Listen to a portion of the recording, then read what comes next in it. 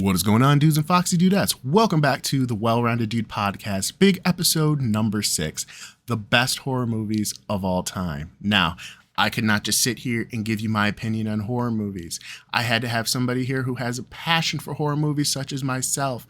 And that's why I've got the man, the myth, the legend, right here in the Dude Bunker, my friend Dave from the Let's Talk Nerdy podcast. So, without further ado, let's get started on this awesome conversation. You guys won't want to miss it, so stay tuned.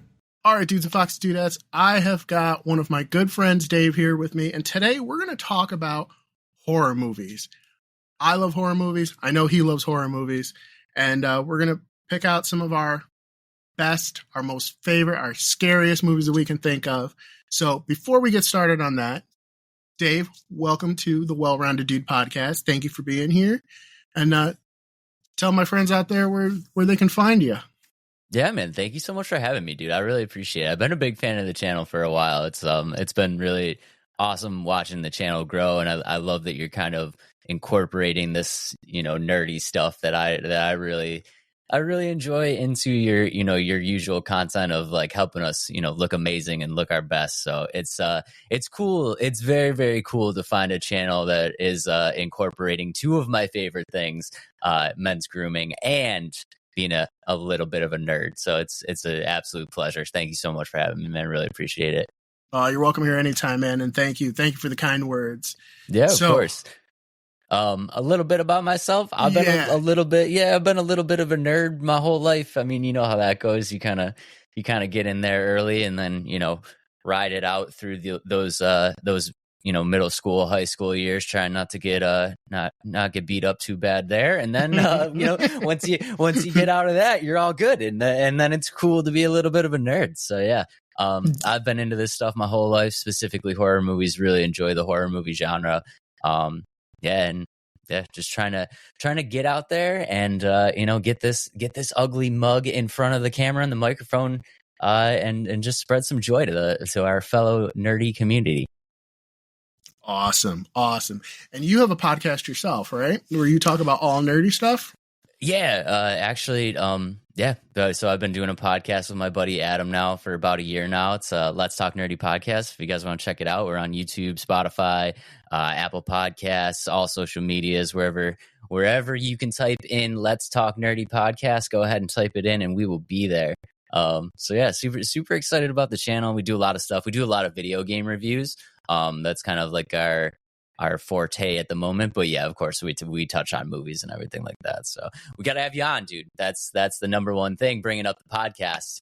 We need to have the Well-Rounded Dude as a guest. I'll be there. You name the time, the place, the topic, I'm there definitely. Yeah, I love your show. More than happy to have you, dude. Thank you. I love your show. I love your channel, and guys, definitely check it out. If you love anything nerdy, these guys touch on it, and it's amazing. So, without further ado, I think we should get into our list. I'll be honest, I kind of had the idea of the format to be similar to your show with how you guys do it, because I love your top 5 picks and and your discussions about it. So, it's friendly. I admit it. We're copying a little bit, but I think if you're going to copy, have the original here to do it too. So, I mean, guys, ladies and gentlemen, he is being more than generous. He just wanted to keep it to a format that I was a little bit comfortable with, so I don't bomb on this show. Let's be honest. Oh, you're fine, dude. But being the guest here, I'm going to allow you to have the first pick. Oh, dude. Okay. All right. Ladies and gentlemen, I'm going to start the show off with a little bit of a deep cut. But I think if we're talking about some of the greatest horror movies of all time, this definitely deserves a spot on the list. And I am talking about The Leprechaun, which was released in 1993. Have you ever seen The Leprechaun? I have not seen The Leprechaun. That's one of the... I know. I have never had the opportunity to see it like from beginning to end uncut. That's actually on the list for me to binge this year. You 100% need to binge that movie. Okay. Yeah. Absolutely amazing movie. If you guys are unfamiliar with the movie, the plot is exactly what you would think the plot would be. We are talking about a imaginary leprechaun who, by off chance, has had his gold stolen. And he will be getting his gold back by any means necessary. And when I mean any means necessary, yeah, it gets pretty gruesome. It's but the thing about the leprechaun though that I kind of like is it's like there's a couple different types of horror movies, right? And if you look at the leprechaun as a whole, it's very scary, it's very gory, it's very gruesome, but in a very campy kind of way. You know what I mean? It's something that you're looking at and you're like, this is almost like borderline comedy. You know what I mean? And I think I kind of like that. Yeah. Yeah. I'll be honest, like going through the list of like what I picked out to talk about today, I was thinking about that. I'm like, oh yeah, best horror movies. And I'm like looking at them. I'm like, some people don't find these scary, like some of the things that are on my list. But, you know, first of all, if we were really in those situations, it'd be damn scary. Absolutely. Yeah, absolutely. Okay. People may laugh at it when they watch it on the movie, but be in the real situation if it, if it was to happen, you'd be scared. But that's kind of the charm of these movies. It's the campiness. Yeah, the campiness. And like you said, if you were really in that situation, you would be terrified. I would give that man his gold back instantly. Like, I'm so sorry, sir. Here is everything that I have. I will help you look for more if this is not all of it. Like, you know what I mean? Yeah, exactly. My bad. Okay. My bad. Yeah. But I think if we're talking about it, I would like to put it on the list just because I think it might be a movie that not everybody's seen. And I think if you're into like a little bit more of a campier kind of horror movie, I think that's right up your alley. The person that plays the leprechaun, Warwick Davis, does an absolutely phenomenal job. And many people might not know this, but do you know whose film debut is in The Leprechaun? The first movie they were ever in. Jennifer Aniston. The one and only Jennifer Yes. Aniston. If you guys want to check out Jennifer Aniston's first appearance in a movie, which is The Leprechaun from 1993, please check it out because she does an absolutely phenomenal job. The movie itself is very, very good. And it's one of those movies that's just kind of turned into a cult classic. So yeah, if you guys haven't checked out The Leprechaun, give it a shot. Now, I got to ask, what's your opinion on the sequels? Oh, okay. So the sequels.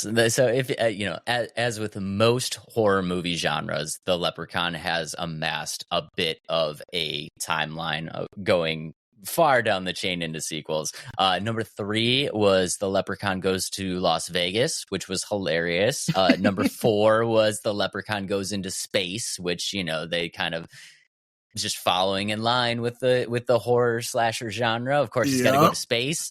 Number 5, he goes to the hood, which is a very interesting situation. I don't know. I think they all kind of hold up because here, like we talked about, it's when you're looking at a horror movie franchise, right? The thing that people kind of really don't like is the sequels kind of start to fall off the beaten path, right? They start to get campy, they start to get ridiculous, they start to get a little kind of cheesy. And it's like The Leprechaun 1, that's what it was. I mean, it was campy, it was cheesy, it was funny.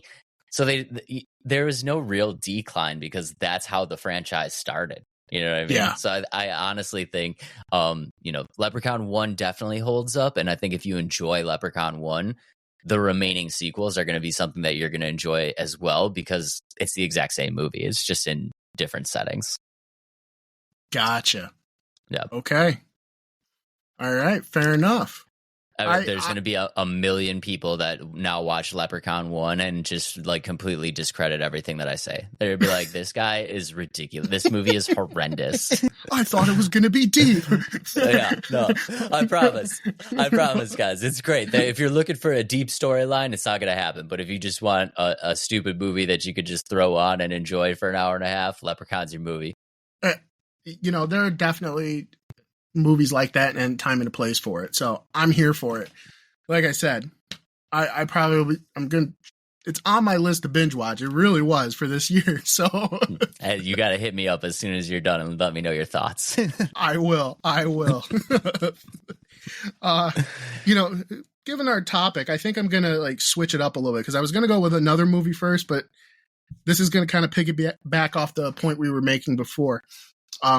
Jeepers Creepers is my first pick. Let's go. Phenomenal movie. Yes.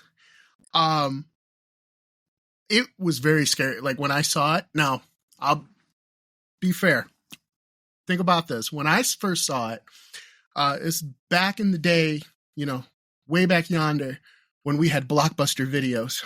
Okay. And I had rented it. And a friend of mine came over. We watched it late at night. And then after we watched it, realized, oh shit, we have to take this back or we're going to get a late charge. So we drove in the middle of the night, back roads to take this movie back. And we passed a house that looked in the dark like the one in the beginning. Oh, no, dude. I'm not one that gets scared or freaked out easily, but that kind of freaked me out as we were taking it back. Yeah. No, that would freak me out too. Yeah, and just a real quick point here. Blockbuster Video, for those of you who don't know, was a video chain in which you could rent movies. So we just throw that out there just to make sure everybody knows what we're talking about. Good point. I forget that, you know, not everybody knows what those are anymore. Although I heard they're trying to make a comeback. I thought they were going to open a store somewhere. Do you want to know something funny? This is we're going completely off topic right away, but you know something funny about Blockbuster Video? They had a chance to buy into Netflix in the very beginning. Netflix came to them and was like, "We have this idea for a video rental service. We want you to be a partner." And Blockbuster turned them down. Could you imagine? Could you imagine having a share of Netflix money just like poof, it gone? Yeah. It's crazy. I remember hearing about that and I was just like, wow. You know, I mean, it's funny, like some things are ahead of its time. Like, and again, this is completely off topic, but you know, like nowadays, when we talk about like new shows or movies, most of the time they're streaming first. You know, we're thinking about like, oh, is it going to be on Netflix or Peacock or something like that? And, you know, that's the norm. Years ago, Steven Spielberg had his own internet channel that was like streaming shows like original content, and it failed completely. Like it went bankrupt. So before its time, you know. It's just goes to show you want to be ahead of your time, but not too far ahead. Yes, for sure. But yeah, dude, I love Jeepers Creepers. I think that's a great movie to be on the list. It was really scary. How do you feel about Jeepers Creepers 2 though? In hindsight, at the time, I remember going to see Jeepers Creepers 2 and I'm like, let's go. Like if this is as good as or even close to the first one, they've got a franchise where, you know, the Creeper was going to be, you know, on par with like Michael Myers or Jason Voorhees or something like that. But I feel that they didn't really stick it with Jeepers Creepers 2. I think that they kind of missed a mark there. I think I like it better now than when I did when I originally saw it, but still, it was kind of a letdown, and it's just gone downhill from there. Yeah, I mean, I totally agree with you, dude. I thought Jeepers Creepers had a chance to be like the next kind of like running franchise, and then I don't know what they did with 2. They just missed the mark, and it's sad because they didn't swing and miss. You know what I mean? It's like they were close. They were right there, but just for whatever reason, it just didn't hit the same way. And I'm like, oh, this is the death of this franchise. Yeah, it's like a 2 and done. But then they tried 3 and 4. Yeah. Well, you know they got to try, right? Yeah. But yeah, I think it falls victim to like they kind of took the mystery out of the Creeper with the second one. You know, like I think they explained a little bit too much. You know, where in the first one, you know, it was just like, well, what is he doing? Like the scene when he starts flapping wings, all of a sudden you realize, hey, this guy can fly. He doesn't need a truck. Was pretty shocking. It was pretty shocking, but like out in left field kind of shocking. You know what I mean? You're like, this is shocking, but not like a twist where you're like, ooh, it's like a twist where you're like, what? Yeah, exactly. And yeah, that's kind of why I brought it up, because how we were talking about Leprechaun and like, well, you said the sequels, it's pretty much on par. Like Jeepers Creepers, the sequels really let it down. I mean, I think that it's a classic in and of itself, but the sequels just kind of let it go. Sequels definitely let it go, but number one does deserve to be on the list. I will give you that. Thank you. You are very welcome, sir. Okay, ladies and gentlemen, with my next pick, I'm going to take it back to more of a normal choice. And of course, we cannot have the best horror movies of all time list without talking about Scream, right? Scream's got to be on the list. I'll give you that. Yeah, I will give you that. Oh, okay. I feel like maybe you were hesitant on that a little bit.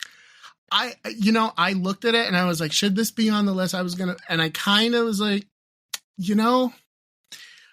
I think it's a little campy for me for best horror movies. It's still good. It's still up there, but I was like, I'm going to keep this off the list. But I agree with you. I still think it has a place somewhere. So interesting. Okay. Guys, I'm talking about the original Scream, which was released in 1996. Obviously, Neve Campbell. I think the movie itself, and maybe this has a lot to do with nostalgia, but 1996, I was 10 years old, probably 11 years old in 1996.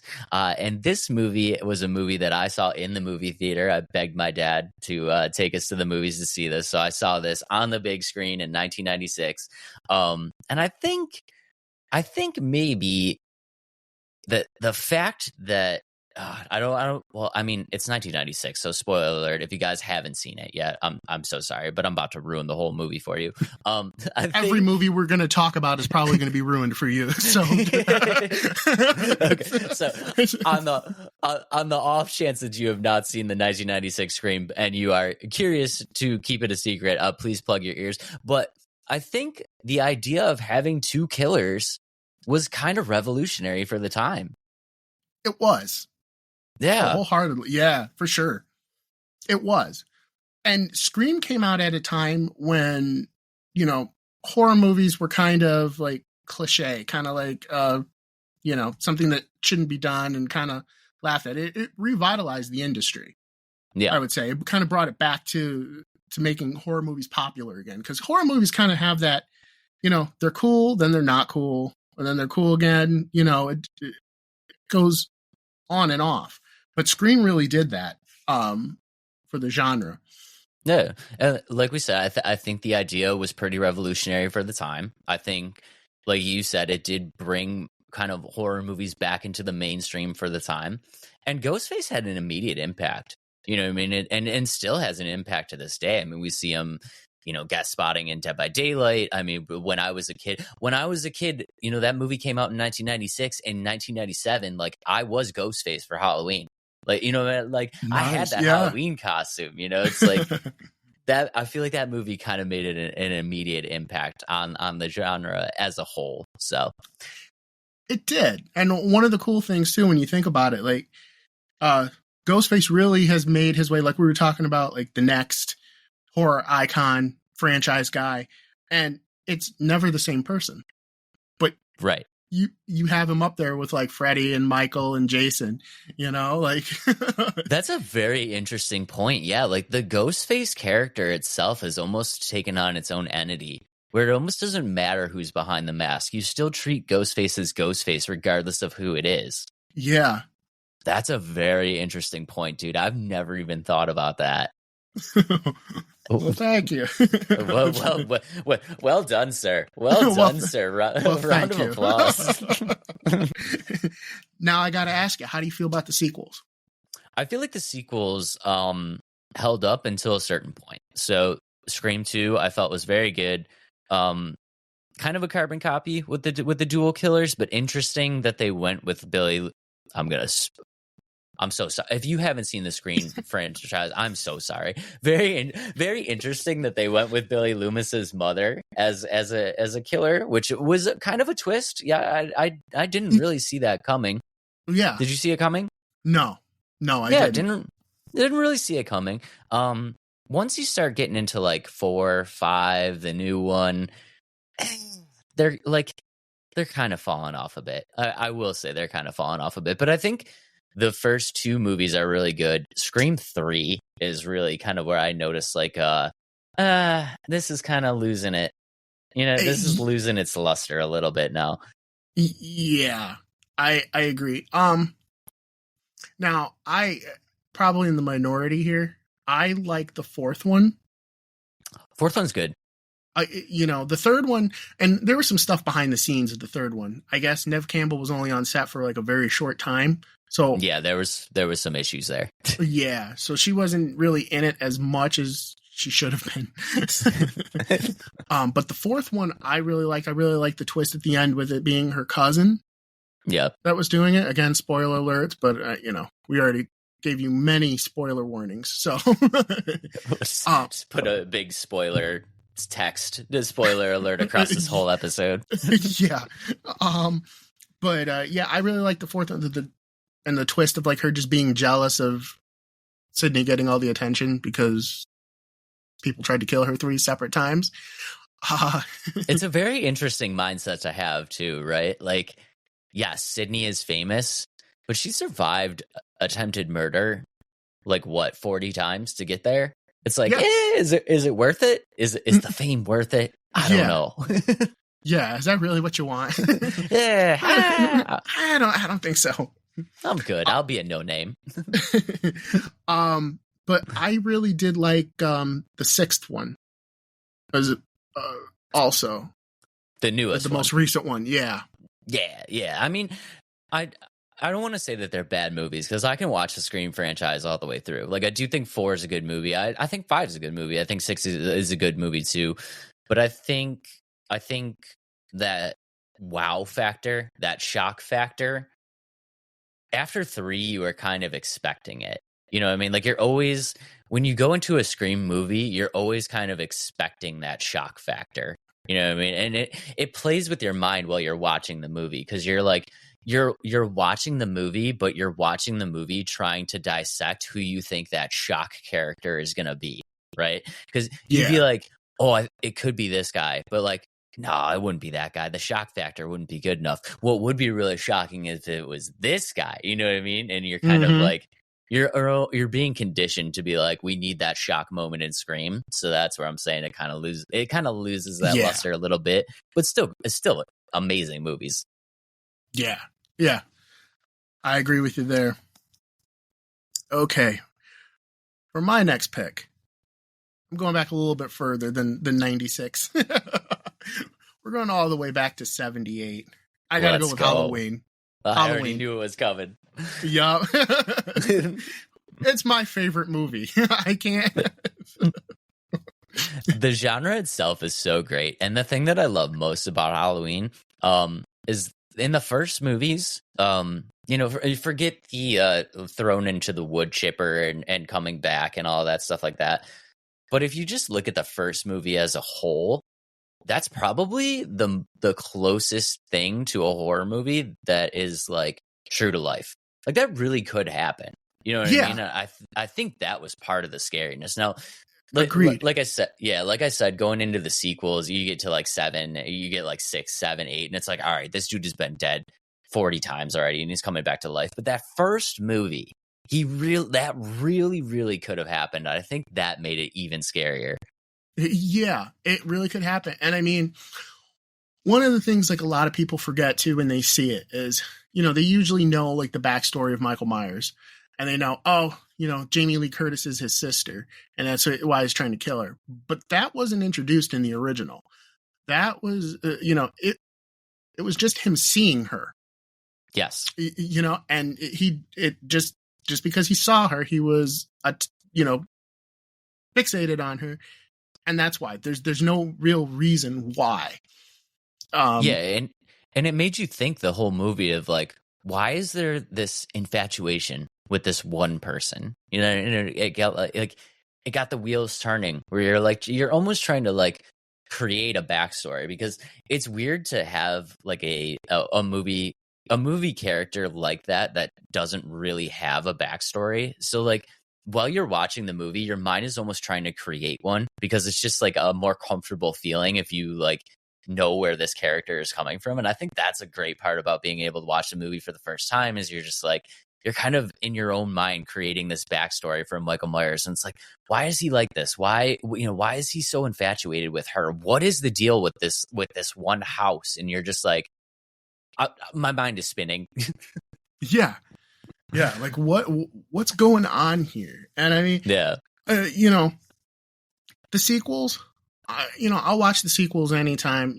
I have my favorite ones, my least favorite ones. It goes on and on. But the original one is really, like you said, it's where the impact of, there's no reason why. Yeah. Yeah, you're just like, there's no reason why this should be happening to this one person, but I feel like we're gonna find out. Like, we're gonna find out why it's this one person. Yeah, and I absolutely love the movie. I think the way that they shot the movie as well was less about shock value, right? So if you look at the Halloween franchise as a whole, there's obviously very gruesome moments. I mean, the guy is literally knifing people in the stomach and like lifting them up in the air, and but that original movie gave you a very eerie sense. Like the whole movie itself was scary. So like when you're watching a horror movie and you get that like moment, right? And Halloween, you had that like edge of your seat the entire movie. The entire movie was kind of like that, because you're like, anything could happen at any time. You know what I mean? It's not so much about that shock factor. The way that they shot it, it's like no one is safe ever. So you're just always kind of on the edge of your seat, like, oh, is he around that tree? Oh, is he in that closet? Like, oh, is he in the garage? Like no matter what is happening. And I think they did an amazing job just kind of giving you that tension for the entire ride of the movie. Yeah, for sure. I agree with everything you said. And I mean, it still holds up now when you think about it. Like a lot of people will be like, oh, that's, movies almost 50 years old now at this point. Mid-40s, but technically almost 50 years old. I'm like, I would rather see something new or something like that. But when you think about it, like, it still holds up. Like that, it still could happen. Granted, with cell phones and stuff, you might last like 5 minutes longer. But, it still really does hold up. Yeah, no, it still does hold up. And if you haven't seen the original Halloween, and I'm sure people have seen the remakes and stuff like that, the remakes are still good. But if you haven't seen the original Halloween, definitely give it a shot, because I think, especially for the time, there's no movie quite like it, especially in the horror genre. I think it definitely holds up, and I think it's something that still kind of stands out. I agree, 100%. Yeah. Fun fact before we move on to the next movie. Do you know the origin of Michael Myers' mask? Yes. William Shatner. Mr. the one Kirk. And only Captain Kirk, William Shatner. Yeah, so if you guys watch that movie, the quintessential Michael Myers mask is really just a William Shatner mask painted white, and I think that is absolutely incredible. Yeah. Also, too, like on set, like they didn't take care of the mask. So like the actor that was playing him, he would like stuff it in his back pocket and, smoke and stuff like that. So they didn't take care of it. And they never intended to make Halloween 2. It was just going to be a one and done. So one of the producers like took the mask, she tossed it under her bed. It's a latex mask. It was a cheap mask when it was bought then. So she was a heavy smoker, so the mask yellowed, that they had a hard time finding it for Halloween 2. That is the same mask from the original Halloween. Wow, that's incredible. And the only reason why it looks different is because the actors had, for Michael Myers in Halloween 2, he has a bigger forehead. That's why it looks different, but it's the same mask. It's just he's got a big fucking head. I think the real question there is what's going on with that producer that you just wanted to take that mask and throw it under your bed. That's the absolute last thing I would want underneath my bed is a Michael Myers mask. Yeah, come to think of it, that is pretty weird. Like, Yeah, of it's a all bit the things to strange. take home. Yeah, a bit strange, a bit strange. But yeah, guys, if you guys haven't checked it out, the first Halloween movie, definitely check it out. It's an amazing movie, and I think that's just an amazing choice to have on the list. Very well Yeah. done, sir. Thank you. And it's You are streaming very everywhere in welcome. case you're looking, so you can find it very easily. Yeah. All right, ladies and gentlemen, my next pick. I don't know how you're gonna feel about this one, because Okay. I feel like this kind of falls into the same genre as the Leprechaun. But we're gonna go back to the kind of campy, funny and we're gonna go with a little Child's Play. Was that on your list, or you hate that movie? Well, we'll share this one because Child's Play 2 is on my list. Really? Let's Yes. go. Let's go. I love Chucky. I love Chucky. It's such an interesting story. Yeah, and what's cool is I did a video last year on reviewing the Child's Play movies. It's the same writer for everything, which is cool. He's got one of the most consistent stories in all these horror movies, and all the multiple sequels. I mean, there are things, of course, things get tweaked or, a little bit, but I mean, for the most part, it's fairly consistent. So I will give you Child's Play. I was having a hard time deciding between Child's Play and Child's Play 2 for this list. So it's those are very we're gonna put both on the list, guys.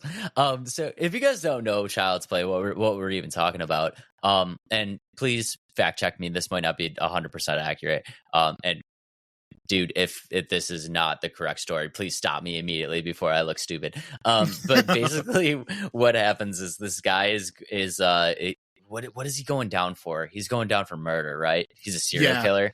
Charles Lee Ray, the Lakeshore Strangler.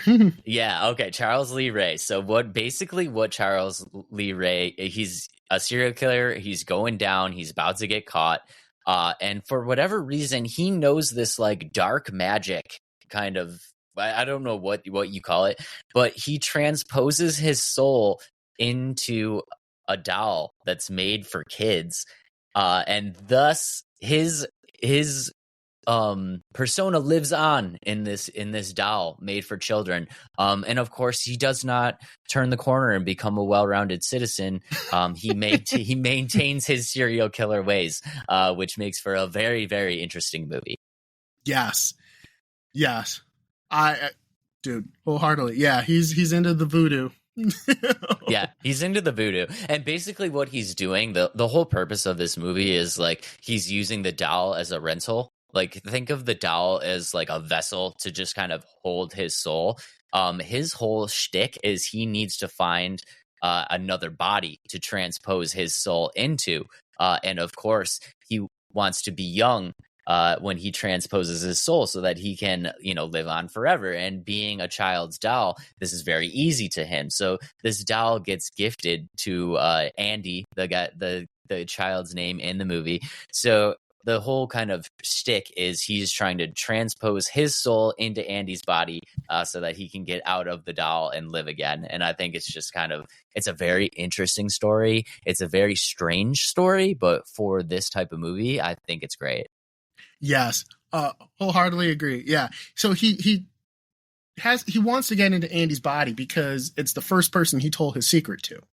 Yeah. So he can't. He needs to kill Andy. He needs to get into Andy's body and send Andy off wherever, so he can live and be a human again. Child's Play 2 picks up a couple months afterwards, and it's the same shtick. But I mean, the difference between Child's Play and Child's Play 2 is Child's Play 2 is really where they, in my opinion at least, is where they found Chucky's humor, his voice, where they made it a little bit more campy. The first one had that too, but that's where you really get the essence of the Chucky character. And fun fact, did you know that they originally were pitching that Child's Play where where you weren't supposed to know it was the doll. That was supposed to be a big twist, a big surprise. You weren't supposed to know it was going to be the doll. No, you were supposed up to the viewer.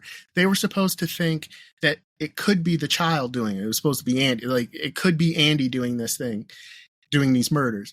And it's through marketing that they revealed, they blew the surprise, the twist. I don't know. Right away. I think they made a good shot. I think they made a good decision, dude. I don't know if this movie holds up if you just think it's the kid. I agree. I think it probably would have done worse if you didn't know. But going into it knowing, I think it helped the movie. Yeah. Because it's gone on for 6 sequels and a TV show.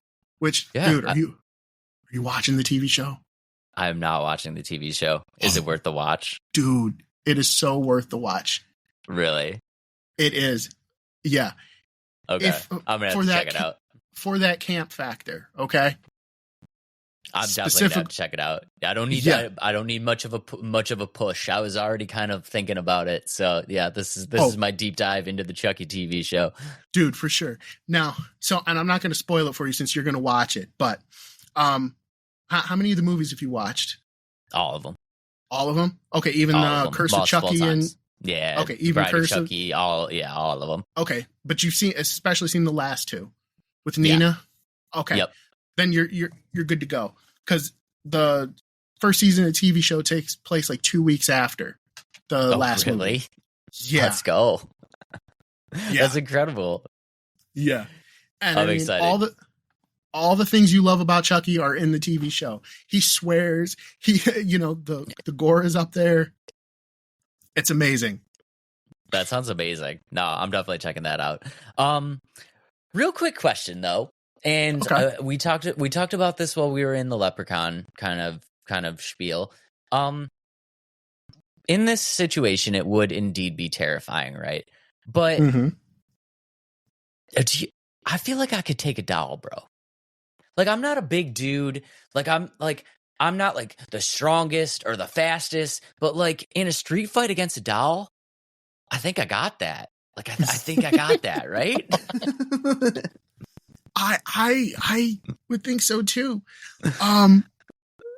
Did you make it a point in one of the episodes of Chucky that he's like, oh, you're surprised, huh? He's like, supernaturally possessed doll, super strength. So he's supposed to be stronger.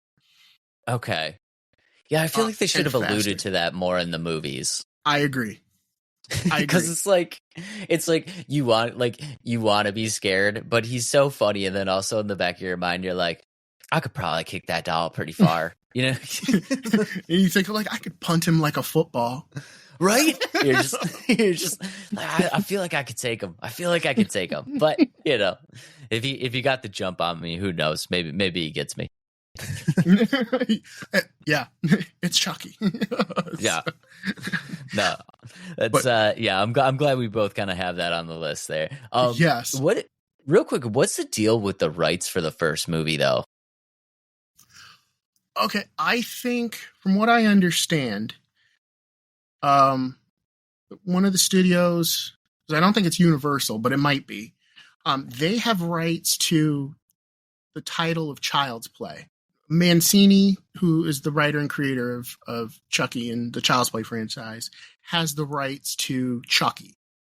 So that's why the movies switched from Child's Play to Bride of Chucky, Seed of Chucky, Curse of Chucky, Cult of Chucky, TV show Chucky. That makes more sense. Yeah. And that's why they were able to get away with the remake, which is not a bad movie. I don't know if you've seen it. I have seen the remake. Yeah, I was just always curious about what's the deal with the rights to the first movie, because it's like you look for the Child's Play box sets and you're like, oh, Child's Play box set, sick, and then you look at it and you're like, why does it start at 2? Like, none of these box sets have the first movie in them. Yeah, I agree. I think come to think that it might be MGM or something like that, like has the rights to like the first one or something like that, and just the title and everything. It sometimes the legalese gets in the way of progress. Guys, come on. Let bygones be bygones. Let's get one complete box set of Chucky, please. Can we just get one complete box set? I just want to buy that one, and then we can all go back to being mad at each other over names. Yes. I agree. 100%. 100%. While we're talking about the remake, I think, my personal opinion, what I think they should have done, call it Child's Play if they want, but change all the characters. They could have had that same movie set up but just don't call the doll Chucky. Don't let it be Andy and his mom. And I think the movie would have done better. You think it would have done better? Yeah. I don't know. That scares me. I feel like losing the Chucky name scares me. For the remake. Yeah, specifically the remake. Okay. Specifically for the remake. I think because, like you said, they changed the name from Child's Play to Chucky, right? So yeah, it's so influential to have that character be that name. You know what I mean? Even when some people refer to Child's Play movies, they never say Child's Play. They're like, oh, you want to watch a Chucky movie? You know what I mean? Like, it's such an iconic thing where I feel like maybe if they changed the doll to like Charlie or something, like it just doesn't hit. It just doesn't hit right. I could see that. Yeah. But I mean, given what they were trying to do with it towards the end, and I say this because, have you seen Megan? Yeah, I've seen Megan. Okay, that's pretty much the remake almost. Exactly, yeah. And I mean, that did well. So, granted, a little bit different premise and everything, but I just feel it kind of would have, I don't know, it would have helped that movie a little bit more. Because I don't think it's a terrible movie, but, it's the only one that doesn't have Mancini's, he didn't write it, had nothing to do with it. No seal of approval. Yeah, it doesn't have Brad Dourif, or Dorff, however you pronounce his name, and it just sounded a little weird for Mark Hamill to be voicing Chucky.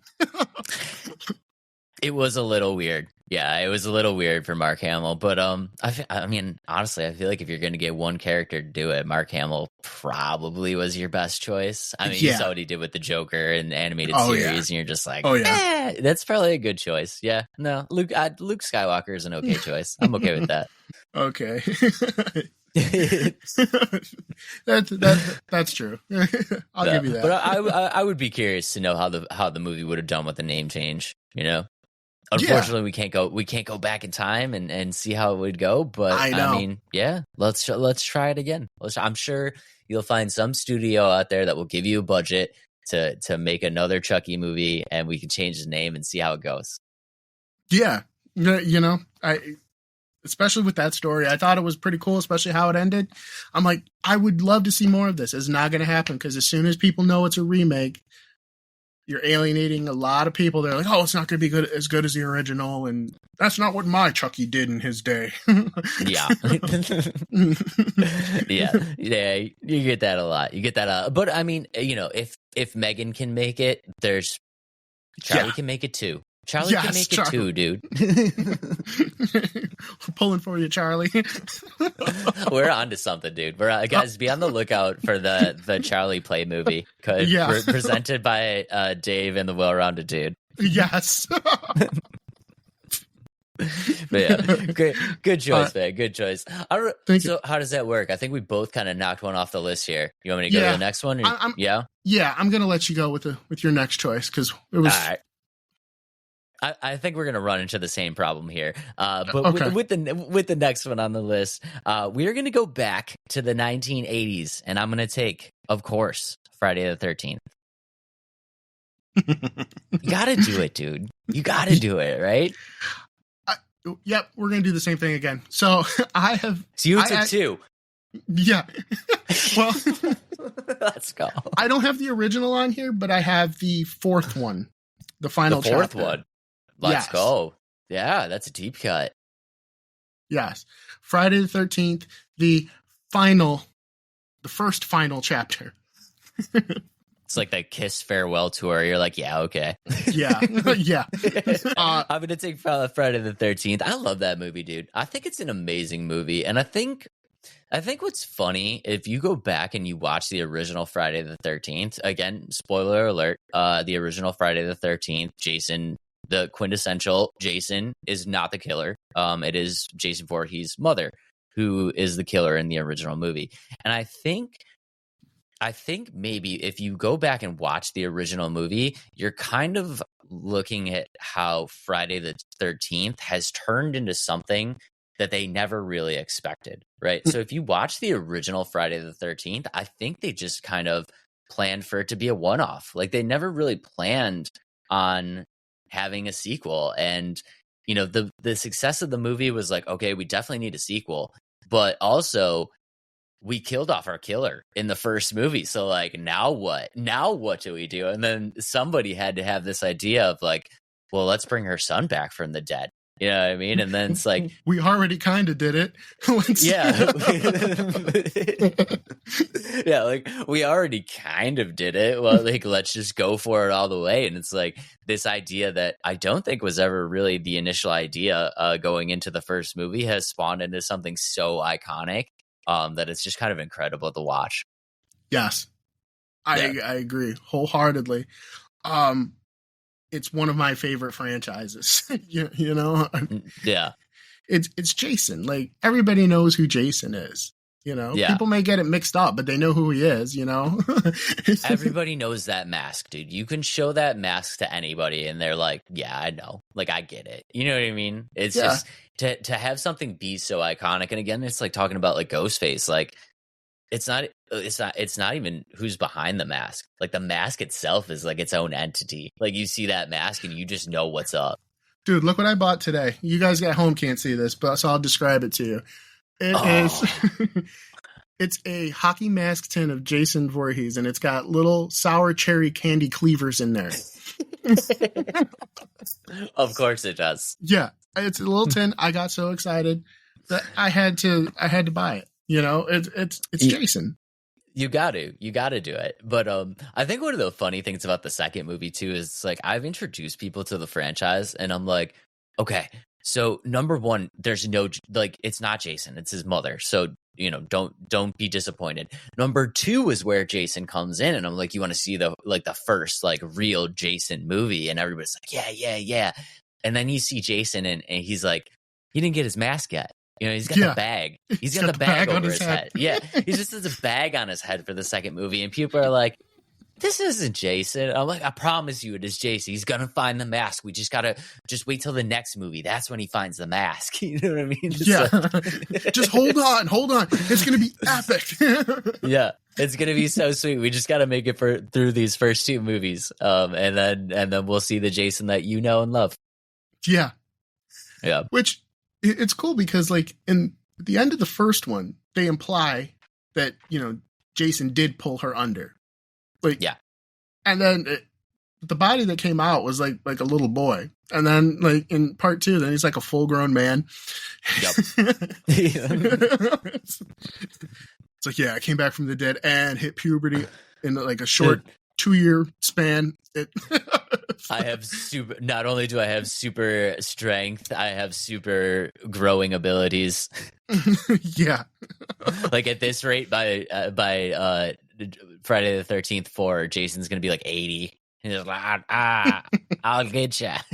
Oh, he's got a button-up shirt and everything. He's like, he's got jeans on. That's so funny. Just like from number 2 to number 3, it's like, wow, you've blossomed into quite a gentleman. Yes, I took some fashion tips from the people I killed. I got some jeans. I got a nice button-down shirt. I'm styling, not tucking it in. I got right. That's amazing. It's so amazing. But yeah, it's like that franchise really just kind of like almost defined. You know, it's such a iconic piece of the horror movie genre. I mean, I would be hard pressed to go anywhere and try to find somebody that does not recognize that mask, and to have that kind of impact, especially from a horror genre. You know, the horror genre doesn't get a lot of love in a lot of different circles. You know what I mean? It's almost kind of off-putting and kind of you know, it's kind of like the outcast of the film industry. But to be that iconic, especially in that genre, is really, really something special. Yeah. I agree. Like I said, I love the fourth one. That's probably one. I think that's my favorite out of all of them. But I mean, you've got Corey Feldman in there. Of course. Yeah. There's lots of eye candy in there. Yep. And lots of, great realistic deaths. And I say realistic, and what I'm saying is like prosthetics. Like they're actually using, they're not, it's special effects. It's not like computer generated like we get nowadays. It's just actual, special effects makeup, which I love. I'm a huge fan of that stuff. I try to incorporate some of that in my Halloween videos every year. Like have like actual makeup and stuff. So I can appreciate that. And it's actually the last movie where Jason was kind of like quote unquote human. Yeah. Ish. Because even though, because again, it gets a little convoluted. Like, was he really in the lake this whole time? Was he on the beach watching? Because they kind of tried to imply that too, that he saw his mom get murdered at the end of the first one. But like this one, they really do kill Jason. It's a death. It's a death, all right. Yeah, and a very cool one. Like with the makeup and everything, how they get him. Like again, spoiler alert, but you should know by now. We're gonna blow it for you.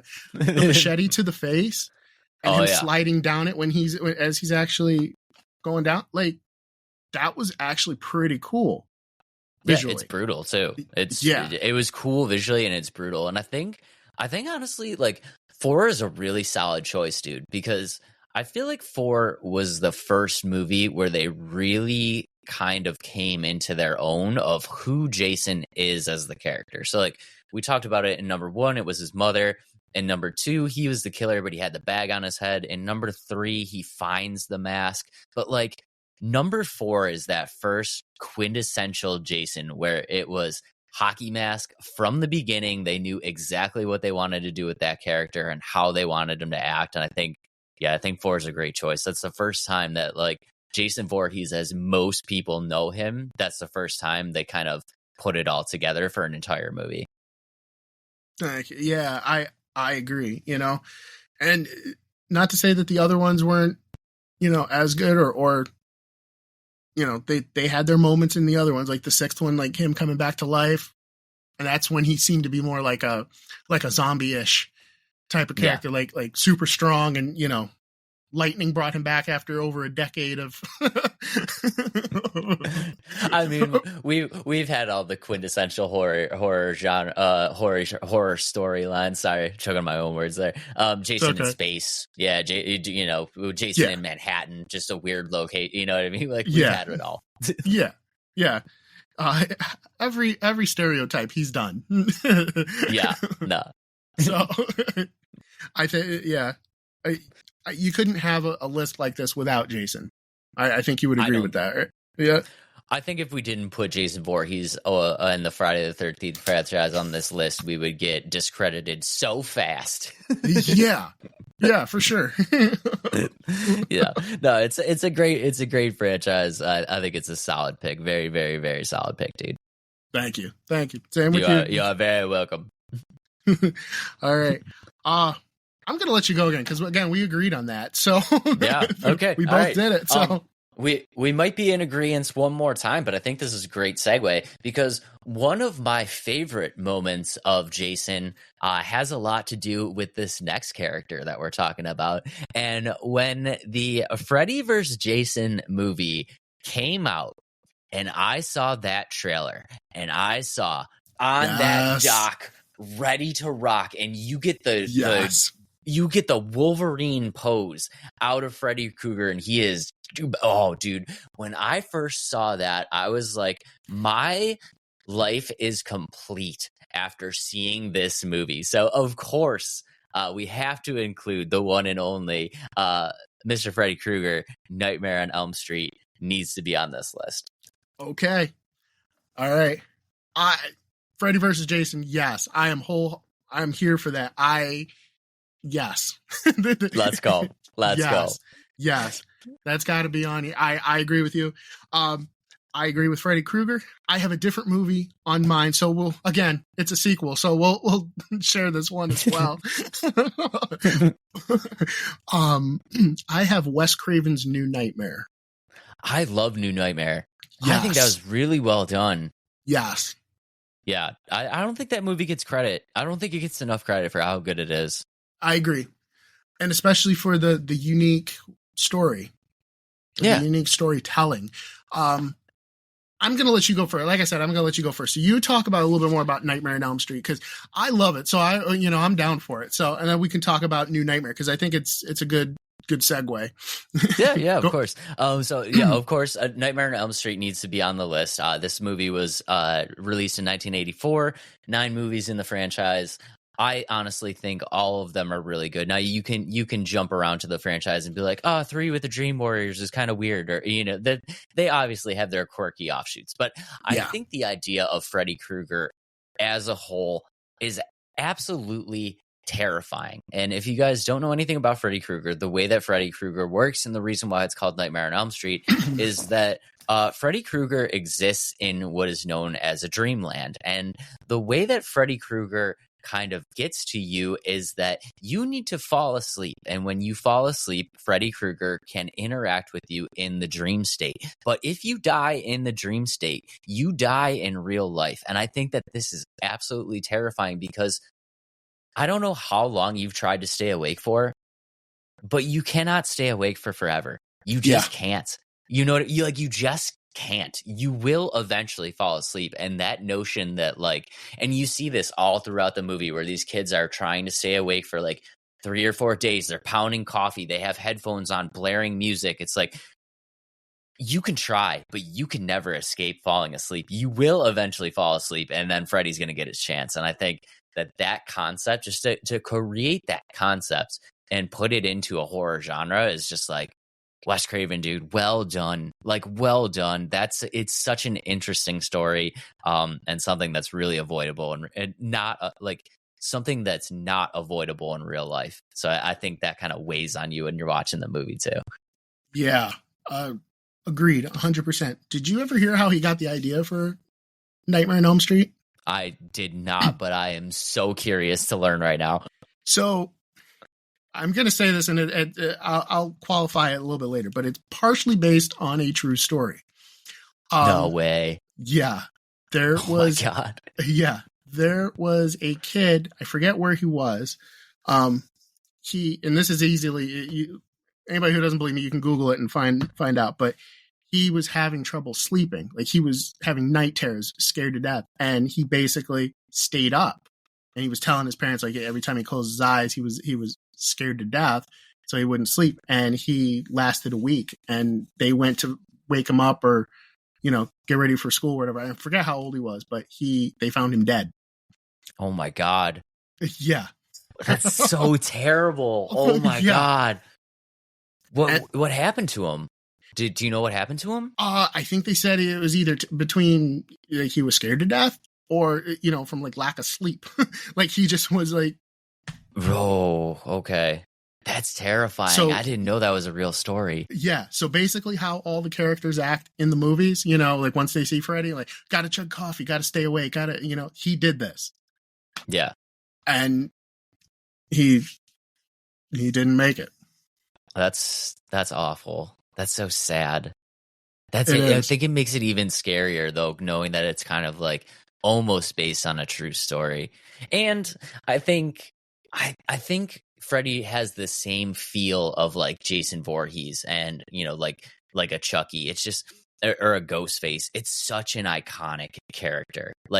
You see that hat, you see the burned face, you see the claws, you see that red and green sweater, all of those things, and you're just I know that.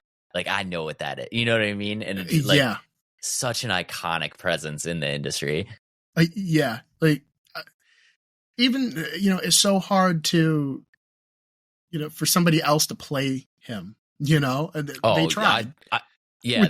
Yeah, but it's between Robert Englund and just the character itself that just a match made in heaven. Yeah. It definitely is. Robert Englund nailed it, and I think Robert Englund's like quirky humor, because Freddy does have a little bit of that kind of quirky humor to it, Mm-hmm. but it's so much more darker than like a Chucky. Like his jokes, the Freddy Krueger's jokes, you're just like, okay, that's quirky humor, but also like that's kind of messed up. Yeah, for sure. 100%. Yeah. 100%. And unlike some of the other ones, like Michael Myers, Jason Voorhees, they do this a lot with both of the characters. They try to make them a little sympathetic sometimes. Yeah. But that you can't do that with Freddy. Freddy is straight up evil. Freddy does not care. Freddy doesn't care about anything. Yeah. He's twisted. So, but yeah. So while you've got the original Nightmare on Elm Street on yours, I've got Wes Craven's New Nightmare. What I love about this movie is the story, first of all. For those that don't know, they got all the actors, or most of them, to come back for a sequel 10 years after. I believe it's 10 years, right? Like yours was 84? Yeah. 10 years, I think. Yeah. To come back for a sequel. But they play themselves in real life. And the story behind it is that now that the movies have ended, this ancient evil was trapped in the story. He gets trapped in stories, and he was trapped in A Nightmare on Elm Street, the film series. With the series over, he's free, but he likes being Freddy, and he goes around terrorizing the original cast. And it's very unique in all of the Friday the 13th movies, because this Freddy has a fifth claw in his hand, on his thumb. Yep. It's still played by Robert Englund, but there are a few quips here and there, like, hey, Dylan, you ever skin a cat? Stuff like that. But it's still at a minimum. It's nowhere near like some of the other ones. And it's a very creepy way to think about, this evil got trapped in a story and now it's free. Yeah. So I think it's an incredible story, and I think it's very creative, because you look at that and you're like, well, okay, is this a true sequel? Is this a reboot? Is this a remake? Is this just like a completely new storyline? And you're just like, all of these thoughts kind of going through your head when you're looking at it, and you're like, this is just like, forget what you want to quote unquote label it. It's just a really interesting story and a very creative way to put like a fresh take on an older franchise. For sure. Yeah. And, especially getting, I'm a stickler for having like the original cast come back for something, especially so many years later, and have like, Heather Langenkamp and John Saxon back. I was just like, oh, this is really cool. Yeah. And it's cool to see them like age too. Cause like Nancy has like, she's obviously older, and you're just like, okay, like I feel this, you know what I mean? Like having the original cast come back and just have that like obvious progression in time where they look older. You're like, okay, this is much more plausible. You know what I mean? Like, it's very interesting. It's a very creative idea, and they did it right by having the original cast come back. And I feel like if we had a different Nancy in that movie, it just doesn't hit right. You know what I mean? Yeah. Agreed. Yeah, I 100% agree. I think it was incredible that they brought the original cast back. Also, while we're talking about the original cast, I want to jump back to the original movie real quick. Do you know who is in the original movie that has since gone on to be one of the biggest movie stars in the history of the planet? Mr. Johnny Depp. Mr. Johnny Depp. So yeah, guys, if you guys have not seen the original Nightmare on Elm Street, give it a chance. If you don't want to watch the whole movie, just fast forward to a part where you see a waterbed, and you will see a very, very young Johnny Depp making one of his first film appearances. And it's pretty awesome. Yeah, for sure. Yeah. He came back for a second one too, for I think it was the last one, the Freddy's Dead. Yeah, he was in it very briefly. Yeah, he did a little cameo appearance, but it's cool, man. It was cool to see him in there, and you're just like, is that a young Johnny Depp? That's a young Johnny. Oh, Oh, he's dead. Yeah. Yeah, it's a classic scene. One of the funny things about A Nightmare on Elm Street, the series, was that they had a lot of big actors in them. They did, yeah. Patricia Arquette was in Yep. was in the third one. Lawrence Fishburne. Yep. They really had some people in there. Which is interesting for a horror franchise, because it's like, so some of the best horror franchises, you're just like, who is that guy? You're like, I don't know. He's only ever done this series. It's like, yeah, you know what I'm saying? So, I saw him once. It's cool. Yeah. It's cool. I never saw him again afterwards. I mean, that was one of the differences between the Nightmare on Elm Streets and the Friday the 13th, is that like Nightmare on Elm Street always like got a little bit better critical reception than Friday the 13th. So yeah, I think that I don't want to throw shade on Friday the 13th, but if I really had to pick one, I would say Nightmare on Elm Street was written a little bit better. The storyline just a smidge better, but yeah, both absolutely iconic characters. I mean, put Freddy and Jason next to each other and show that picture to anybody you want, and I guarantee you they'd be able to pick them out, both of them, without issue. Yes, and Freddy versus Jason, I think it doesn't get the recognition it deserves. I think I don't think it does either. I know no true winner was actually crowned in the movie, which was kind of like what people were upset about. Whereas, like, did anybody actually win? But like, I feel like they did. I feel like there was kind of a clear winner there, don't you? Yeah, I mean, it could have been a completely different turnout for different circumstances. And so a sequel could have changed things up a little bit differently too. Yeah. So it was one of those things like, yeah, okay, you can say, well, we are going to spoil it. You could say that Freddy lost, but he's, the movie kind of like alluded to like, hey, he's still around. So, he could get the upper hand the next time. Yeah. Because, I'm so glad that you said it, because I just didn't want to spoil one more movie for everybody. But yes, in the movie, I do feel like Jason was the clear winner. But and I know people are upset, being like, well, nobody really won. Like, Freddy's still there. Like, I didn't go into the movie expecting this to be like the death of an iconic character. You know what I mean? I didn't go into it being like, oh, Freddy and Jason go into the octagon and only one man survives and we'll never hear from the other character again. You know what I mean? Like, I was like, okay, obviously they're going to have one person kind of win, but like, they're both not going to die. Like, they're not going to kill off either of these franchises. So that's what I went into. I went into that movie expecting exactly what I got. And I was like, oh snap, Jason won the first, like, round one went to Jason. Let's go. Let's make some more Freddy versus Jason movies. And then it's like, people were angry, and then we never got any other ones. It's like, if we weren't also angry at the first one, maybe we got round two and Freddy won. Yeah, I agree. Yeah. I know they made some comic books on that. I don't know if you've ever read those or like heard what the story was. Yeah, the comic books are actually sweet.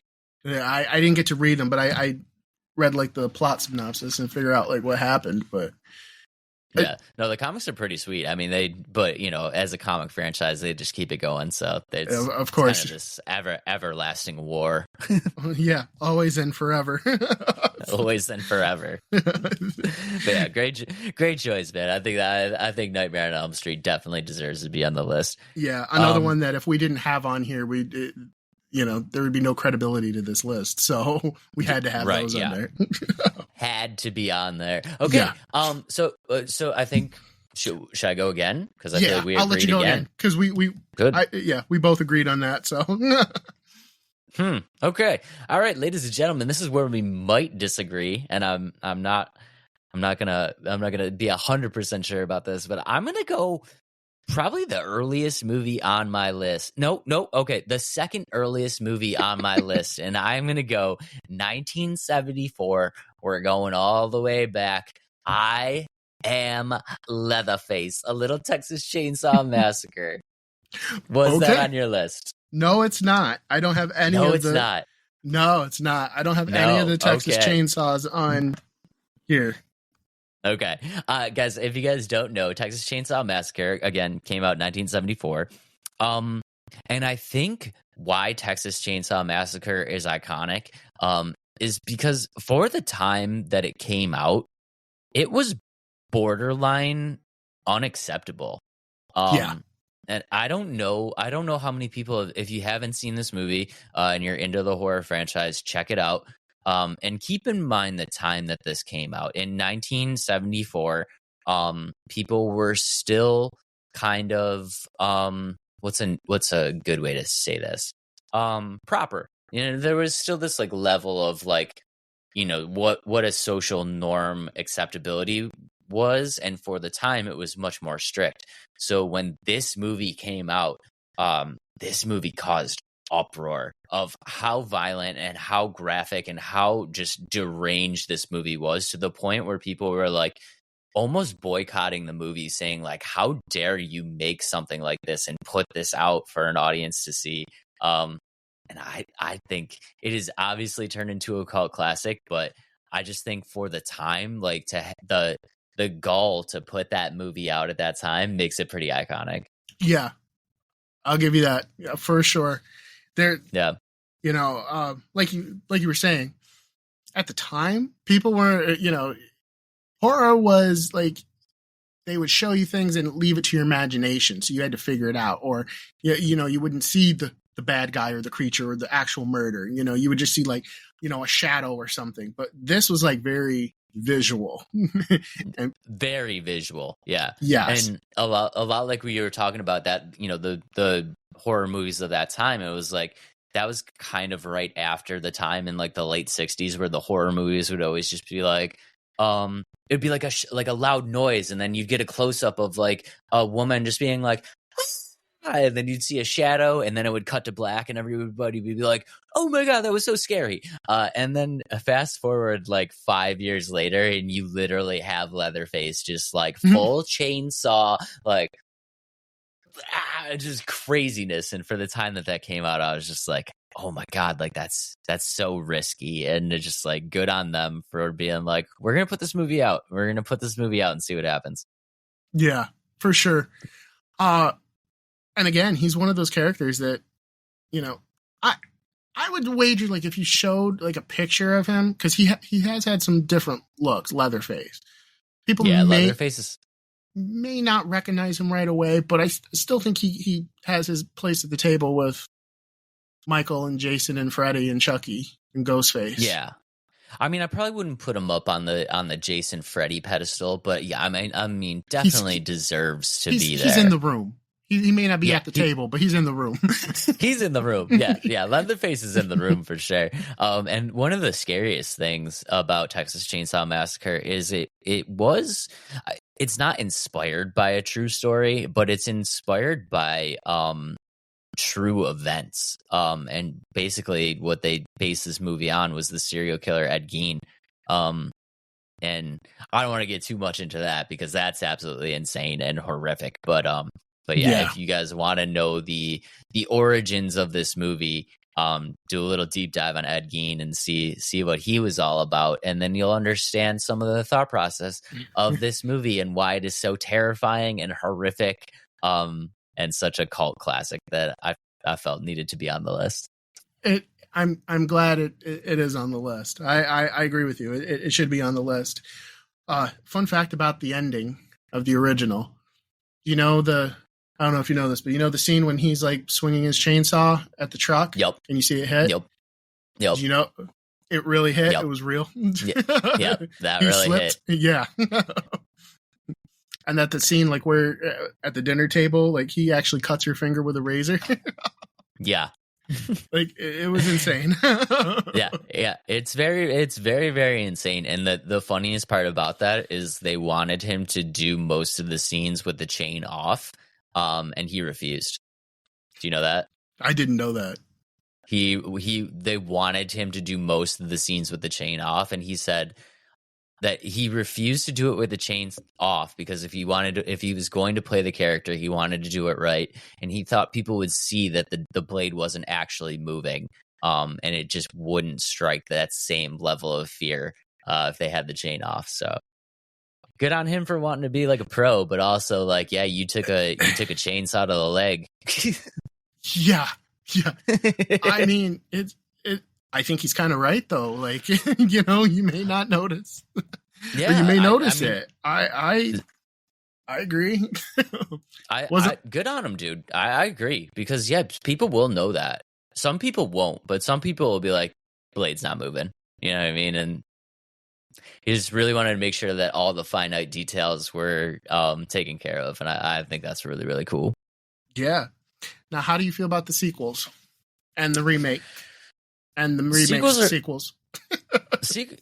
sequels and the remakes, honestly, I feel like are they're pretty good. I feel like they're pretty good. I feel like they hold up because, like we talked about with the Leprechaun, it's like they didn't stray too far from the beaten path. There's not much difference between the original movie and the sequels and the remakes. It's always been kind of a very quirky, kind of weird, kind of really messed up movie. I don't think they had to stray too far away from the beaten path to remake that movie. So I honestly like them. I think they're good. Okay.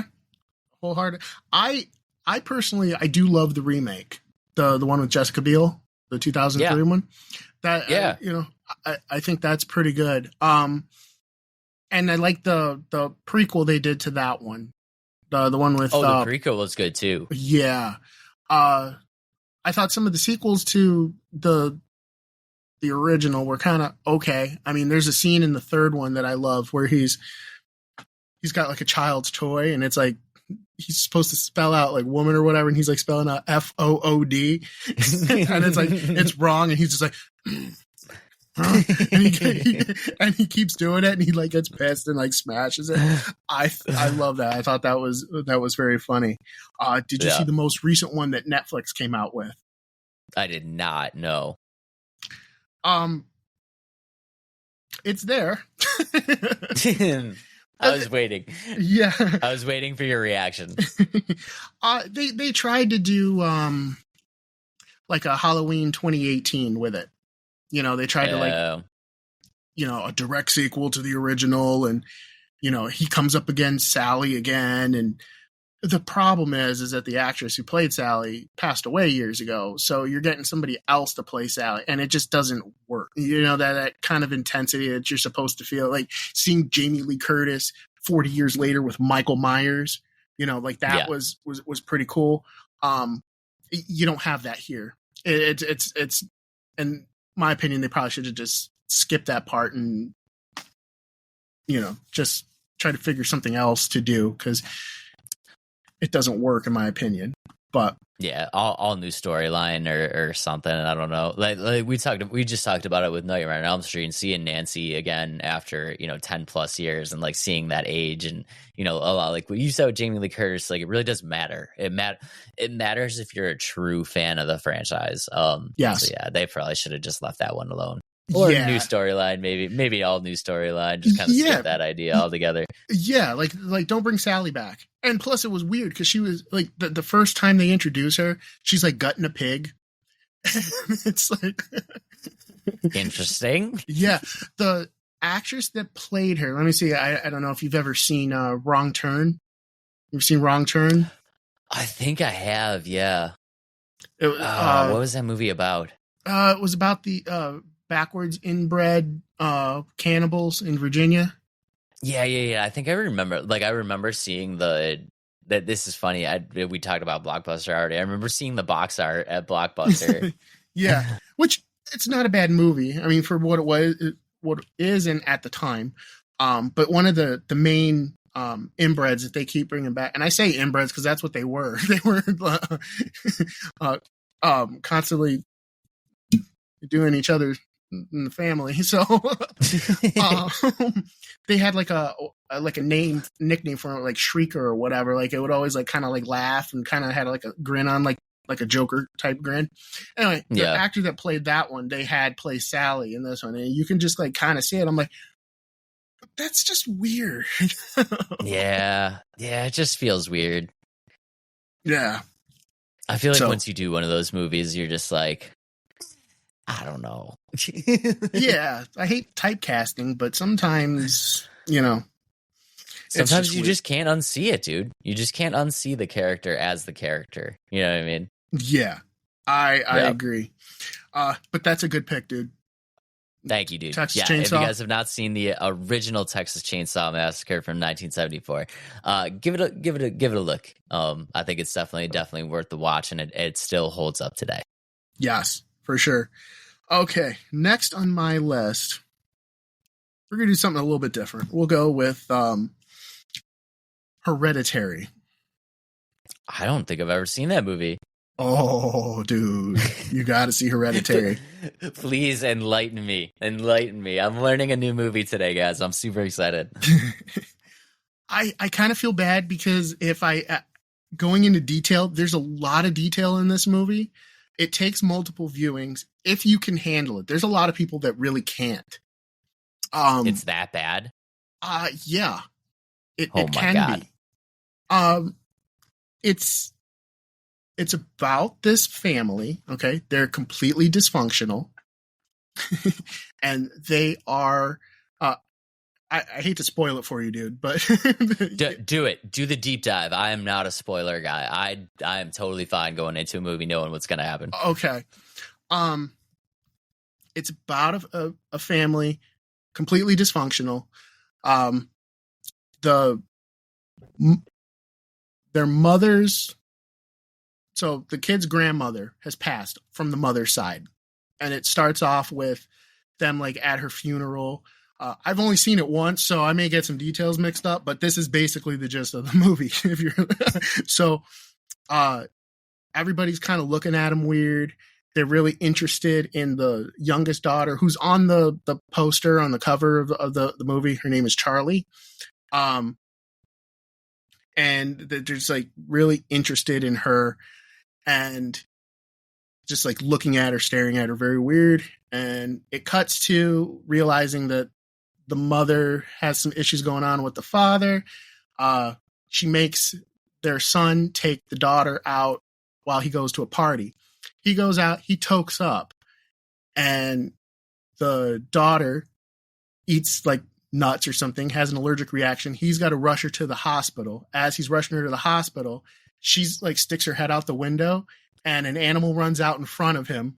He slams on the brakes. You know where this is going. Go ahead. Okay. So he goes into shock. He just goes home and goes to bed.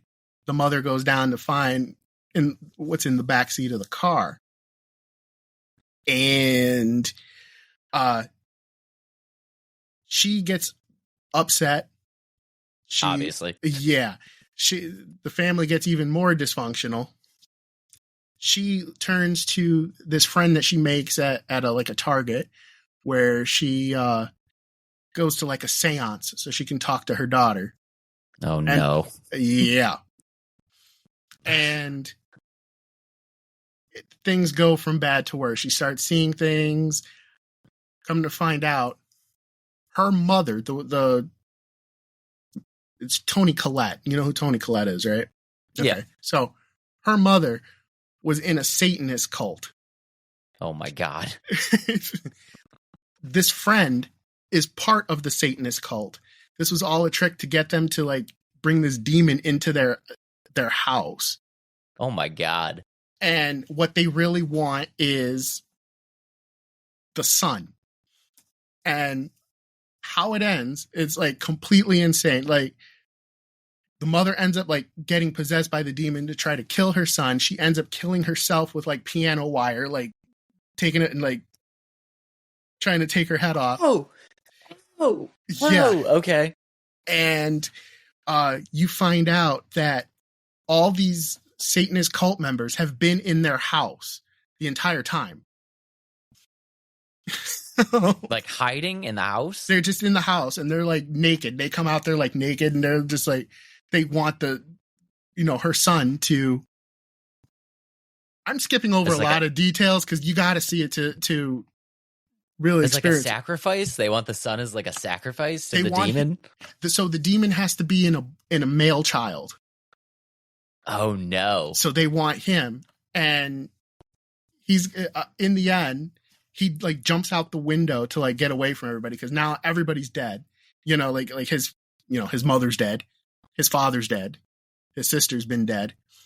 He jumps out the window and you can kind of see like where he dies and he gets possessed by the demon and he goes up into like his clubhouse where like a whole bunch of other people from the movie that you've seen as side characters are in his tree house, like naked and worshiping at an altar. Oh my God. This is intense. And they're like, oh, hail to, I think his name was Pagon or something like that. Hail, and they like give him like a crown and everything. It's like, dude, it's intense. Now, when you watch the movie again, when you can hear like in the beginning when they're coming back from the funeral, you hear footsteps in the house because they show you like the house before they get in. Yeah. And you hear like the footsteps. So it's like a whole bunch of buildup for the ending. It's bonkers. Guys, I think you just won the draft, dude. I think you just won the draft. That's insane. That is insane. That is an insane movie. I will 1000% be watching that movie. It's on Max if you're interested. I'm watching that movie. I'm 100% watching that movie. Dude, And how weird though, at the beginning, the part with the decapitation out of the car, you just go to sleep? You just go to sleep after that? Yeah, he was like freaked out. He's just like, I realized what he did, and he just like went home. Another twist in the movie too is that you realize that like the grandmother who they went to her funeral in the beginning, like I said, she was like the head of this cult. She was prepping the little girl that died. Oh my God. That's crazy. And they again, I'm sure people listening to this are going to be like, I completely explained that movie wrong and I didn't do it justice. I'm kind of doing that on purpose because I really want you to see it. It's really a creepy movie. I'm curious now to like watch the movie twice because it's like when you go, do they do the funeral scene? Do you see the funeral scene? Yeah. In the movie? Yeah. I wonder like how many like little Easter eggs of people are at that funeral that are like end game. Yeah. Is it like that? Yeah.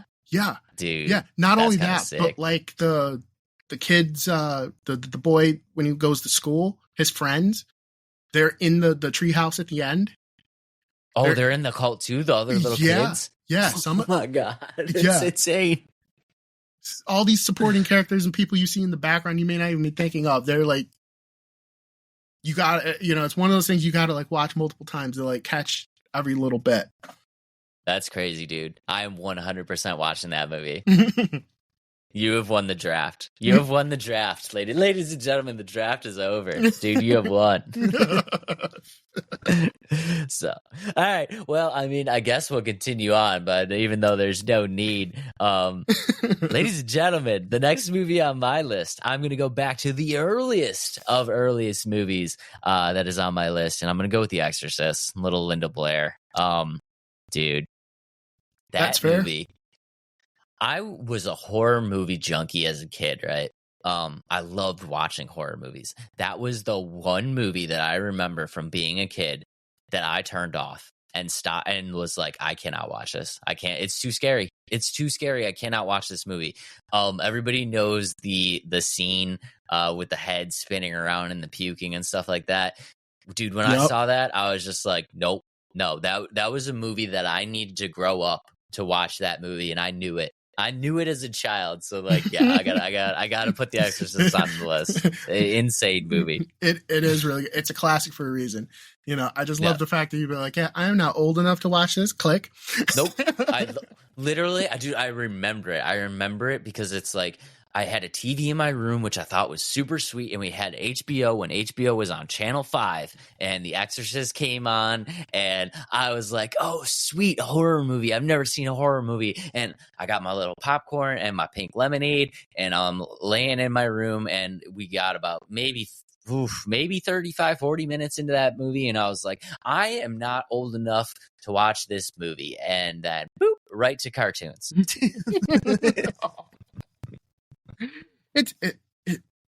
Dude, that's a great pick. It's valid. I how do you feel about the sequels? Sequels are okay. I feel like the first movie was so good, and just so well done that I don't know if any sequel or remake will just live up. And again, it could be nostalgia because like I said, I had a very unique experience with that first movie. But just me personally, I don't know if any of the sequels and remakes to come or whatever are gonna hold up to that original feeling. I agree with you on that one. It's one of those movies that everybody says it's good. They love the original. It's going to be hard to top it. They can do sequels now. I mean, I saw Believer. I don't know. Did you see Exorcist Believer yet? I did, yeah. I saw Exorcist Believer. What did you think?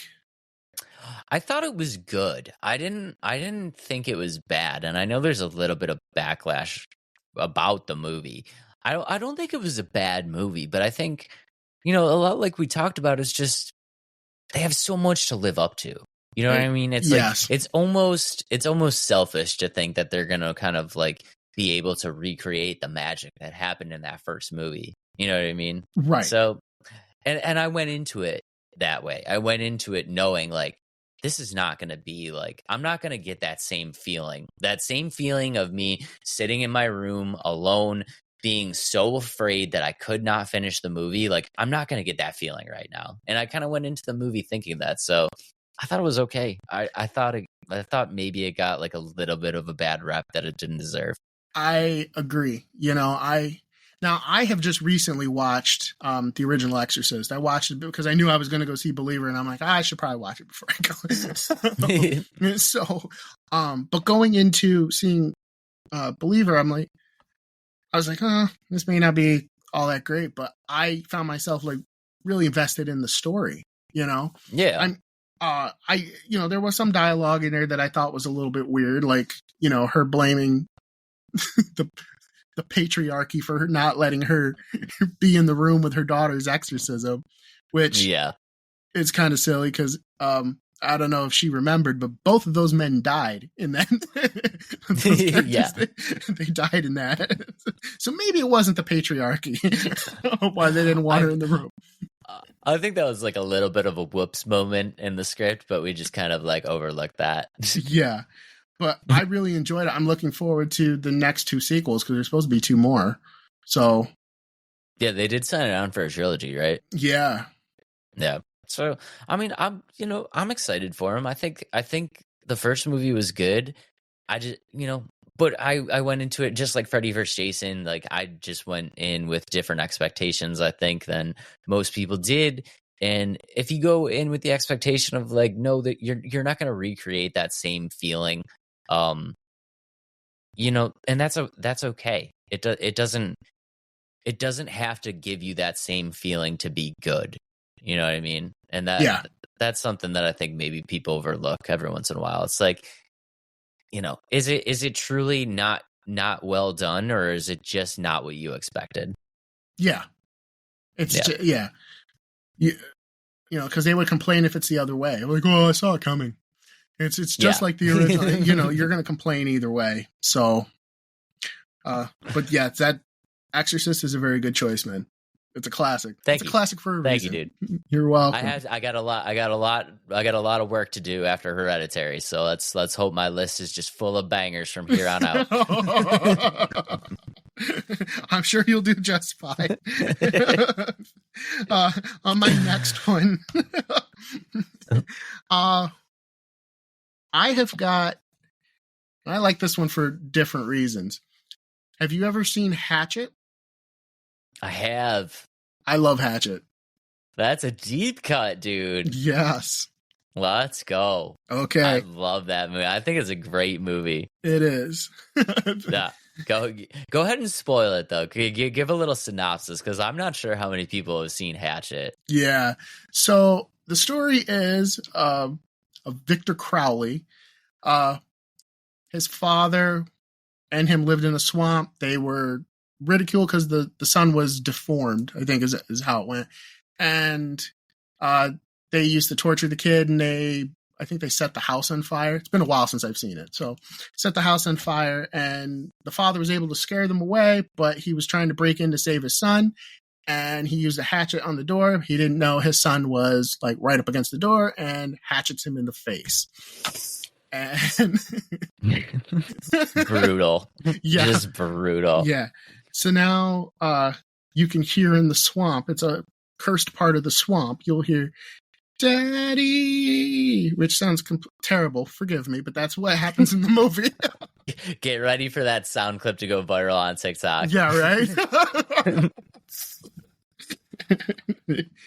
You're my witness. You saw the movie. You know what happened. I know what happens. I know what happened. I will back you up, bro. I will back you up. So now, very similar to Jason Voorhees, which same actor, Kane Hodder, portrays Victor Crowley. He comes back and he kills anybody that enters his swamp. The swamp is cursed. And it's a wild ride because it's a lot of camp, a lot of jokes. But they do have a lot of practical effects because that was one of the cool things. I mean, it's like right on the cover. It's like old school American horror. Yeah. And, with the special effects, it's very practical effects, not CGI. And it's just a crazy ride from beginning to end. I think that's a great choice. That's a deep cut. Thank you. That's a solid choice for the list. I think that's really, really good. Thank you. I mean, it's got, you think about it, I mean, Kane Hodder's in it. Robert Englund's in it, So Freddy Krueger, Jason's in it. Tony Todd. Yeah. Tony Todd. Candyman. Did you... Yeah, so, that was the one thing with that movie, though. It's like, when I saw Robert Englund, I saw Freddy Krueger. And that's like the typecasting. You know what I mean? Did you feel the same way? Yeah. And I think they did, it's one of those things I think they did on purpose. It's why not? This was a love letter to the horror genre, so why not have as many people in there as possible, Yeah. It's just I thought... No, go ahead. No, I thought it was really cool. Yeah, no, I thought it was really cool because it's like, I'm not watching a Freddy movie. I'm not, but that's Freddy. There he is. It's almost like not. It's like Robert Englund didn't make it a cameo appearance in this movie. Freddy Krueger made a cameo appearance in this movie. And yeah. And I was like, this is so sick. Yeah, for sure. And I mean, they made 3 sequels. I don't think they live up to the original. It's fun. It's fun horror. If you're a horror fan, and I'm telling you, fun horror, you understand what I'm talking about, Yeah. And it's that way. It's fun. It's fun horror, exactly. Yeah. No, great pick. And definitely deserves to be on the list, guys. If you haven't seen it, definitely go check it out. That's an amazing pick. Well done, dude. Well done. Okay.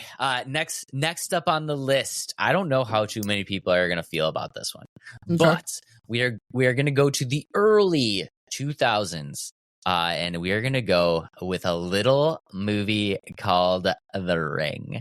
I don't know if you remember the phenomenon that was The Ring. But I love that movie. I think, if you take away the whole VHS aspect, I think that movie still holds up. If The Ring was on a Blu-ray, that would still be kind of scary right now. Yeah. I agree. I like The Ring. You like The Ring? I do. That's a good pick. I think it was a great movie. So, guys, you've never seen The Ring. It was a remake of Hideo Nakata's Ring, which is a movie that came out in '88. Look at you speaking Japanese. I mean, I did the best I could there. I hope I didn't butcher it. Somewhere out there, somebody is like, you butchered that name. That's blasphemous, sir. But yeah, I think it's an amazing movie, and I don't think people remember, unless you grew up in that era. I don't know if you remember how influential that movie was.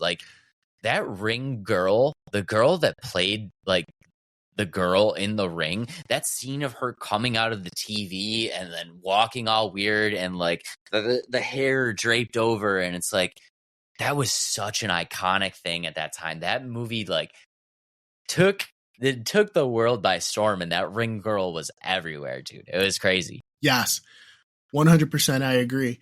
I mean, in a lot of ways, I think of it in a lot of ways like Scream. It kind of brought back, scary horror movies. Like people were really interested in horror movies again once with the success of Ring. I mean, would you agree with that? I totally agree with that. And it brought back a very different type of horror movie, because I talk about this all the time. There's horror movies, but there's subgenres of horror movies. Yes.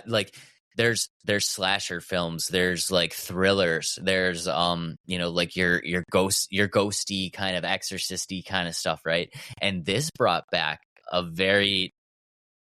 this was not a slasher movie. This was 100% a movie that was just a very eerie feel from start to finish, and just a very like unsettling type of scary. And that's the type of horror movie that they brought back, and I thought it was great. And it introduced a whole, like you said, subculture of like Japanese horror movies, because a whole bunch of them got made after this. The Grudge. Yeah.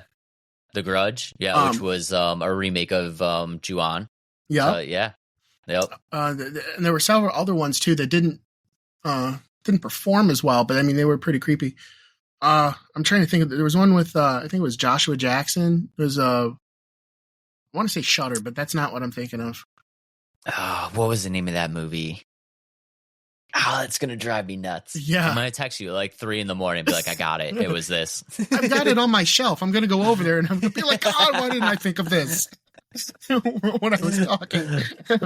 Yeah, but I mean, it really did kind of bring like these a whole different type of horror movie back into the limelight. And I remember seeing it in the movie theater, and in 2002, I was in high school, so I went to go see that movie with a bunch of friends from high school, and that movie was terrifying. Like, it was terrifying to watch in the movie theater. That first time that girl crawled out of the TV, and you see like the dripping hand, and then like the dripping hair comes out, and then she's like walking all weird, and you're like, oh my God, this is horrific. Like, when will it end? Like, when will the creepiness end? Yeah. I thought it was just so cool. So fun story. When I first saw The Ring, I was at a camp, and I had to walk back at night from after watching it to my cabin. Like, no. I don't get creeped out very often, but when I'm in like situations like that where I just like watch this movie and then just gotta like walk back to, in the dark. No, that plays with your mind, dude. That plays with your mind. Yeah. Yeah, and hopefully your cabin did not have a VCR anywhere in there. No, made it worse. It was like nothing in there. There was no power. There wasn't. Oh no. Okay, that made it worse. Yeah.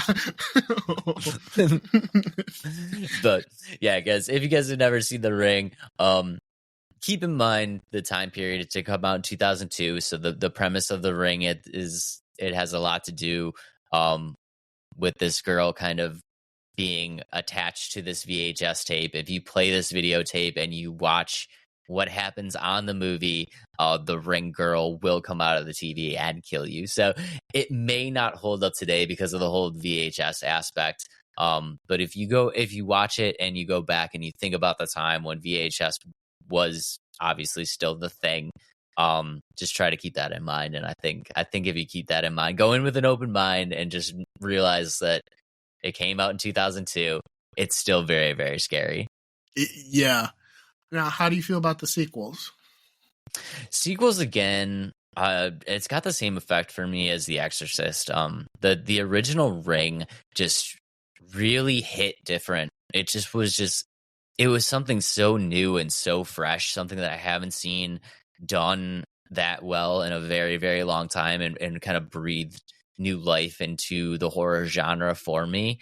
I don't think that I went into the sequels knowing like I'm never going to get that experience again. That first time sitting in the movie theater, watching her crawl out of the TV for the very first time, that's like a once in a lifetime experience. I'll never experience that feeling from that movie again. So, I mean, they're okay. I wouldn't say that they're great, but like I said, it's just nothing's going to hold up to that original moment. Yeah. Agreed. I think they get a little bit more hate than they deserve, though. Like, my opinion. No, so, I don't think they're bad movies, but like Yeah. as you guys can tell, I'm not really like a super harsh critic. I kind of go into things with a very open mind, and then I'm just like, and especially we're content creators, right? Yeah. So we kind of appreciate different things that maybe other people, the process and how okay, it went from an idea to a script to playwright to storyboards to like, okay, this is shooting and final production and editing and sound quality and special effects and like all the things that go into it. Maybe we just give them a little bit more leeway as content creators, because we know what goes into the process a little bit there. Yeah, agreed, 100%. But The Ring is a great pick. Like, thank you, man. Thank you. It's a modern horror classic. You got to have that on there. Yeah. I felt like it was very deserving. Again, maybe not at the table with Jason Voorhees and Freddy Krueger, but the Ring Girl's in the room. Yeah, definitely in the room. I would 100% agree. She might be at the counter with the girl from The Grudge. So yeah, those are your horror room baristas right there. Yes, love it. Oh, that's good. Okay, so my next pick might be a little bit of a deep cut, but I think this was pretty cool. Orphan.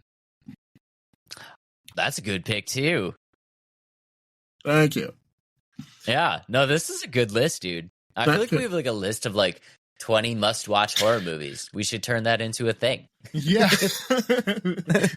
Maybe the title. Who knows? See, we're content creators. The idea evolves from... the creative juices are constantly flowing, guys. Yeah, it changes on the fly. And you get to witness it and listen to it at the same time. So there's behind-the-scenes magic. But yeah, Orphan's a great pick, dude. That's a great pick. Why'd you throw it on the list? What do you like about it so much? I like the twist, the huge twist. Again, we're going to spoil it for people, but the twist is that these people think that they've adopted I forget how old she was supposed to be. Teenager. Yeah, like a 13-year-old girl. Is it what 13? Yeah, something 12, like that. 12, 13, something around there. Something like that. And come to find out, what they've really adopted is a 33-year-old escaped mental patient who has I forget what the technical term is, but she doesn't age past the point of 13 or something, and she's psychotic. Yep. And now I have to admit that I saw the twist coming when I was watching it. Really? Yeah, I did. Well done, dude. Well, thank you. Just because of the episode of Batman the Animated Series. Remember Baby Doll? Yeah. Yup. So I was just like, I think she's got the same thing that she does. And I'm just like, yup, I'm right. But it's a very cool movie. It's a little bit more, it's a little bit of a slow burn at first. It's kind of like, they're giving the impressions of The Good Son. I think that's what it was called. Did you ever see The Good Son? Yeah. With Macaulay Culkin? Yeah, the setup takes a little bit to get. I will give you that. The setup takes a little bit longer to get into, but I feel like that makes sense, especially with the twist. Yes. You know what I mean? Because you can't go full bore into like giving you glimpses of what could possibly be too soon. Yes. You know what I mean? Right. Yeah. And they didn't want to spoil their twist, and it pays off. I thought it was a really good movie. Have you seen the sequel? I have not. No. It's good. It's good too? Yeah. Let's go. Yeah. It has a twist in it too. If you're going to see it, I don't want to really spoil it for you because it's... Spoil away, bro. Okay. That's what the people want. Spoil away. Okay. So the sequel is actually kind of, well, it is a prequel. It kind of shows how the girl escapes. Oh, really? Yeah. That's cool. From the mental institution. And how she gets over to America is that she realizes that she looks like this child that went missing over here, and that she's trying to, emulate it and pretend that she's fill this the empty child. space. Yeah. So they bring her over here, and there's a brother and the two parents. The father's like ecstatic. The mother is ecstatic too. And then like the big twist is that the mother actually killed her daughter. Or oh my God, really? Yeah. That's crazy. Well, I take that back. She didn't kill her daughter, but the son did. So the girl's brother did, and they covered it up. That's crazy. The mother and the son covered it up. So they knew that she was an imposter from the get-go. And that's nuts. And at one point, like the little girl's like, she's like, "Is Esther down there?" Because remember that was her name in the original one. That's how she got the name. She's like, "Is Esther down there, like buried underneath this rock or whatever?" And it turns into like you kind of rooting for Esther. That's a weird twist for sure. Yeah, I mean, that's cool though. And what's cool? Same actress that played Esther in the original, that played the little girl, even though she's like in her mid-20s now, maybe closer to 30, I think. But with like, special effects, like real effects, not like computer generated anything. Like they really made her look the same age and same height as she did in the original. I was really impressed. That's impressive. Yeah, and that's a really creative storyline. I'm definitely gonna have to check that one out. Yeah, for sure, dude. I think you'll like it. If you like the original, you'll like this one. Bro, this is a solid list. I'm digging this list. Me too. Good stuff. Good stuff. Thank you. One more thing too. They also show, remember like the neon colors that they would show in the original? They show like how she learned to do that and why she learned how to do that in this one too. So, dang, really? Yeah.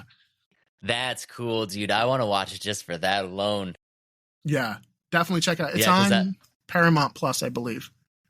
Yeah, because I love that in the original. Those neons are sweet. And I was like, how do you do that? Like, I always thought it was kind of cool. So yeah, I'm definitely checking that out. Yeah. I have so many movies to watch now. We have so many movies to watch now. This is crazy. But all right, ladies and gentlemen, my last pick. This is the last one I got on the list. And we're gonna go to the newest one on the list. And I feel like you can't have a horror movie list without at least mentioning this movie, as it was one of the most successful horror movies in the last 10 years. And I'm going with The Conjuring. Okay. Solid choice.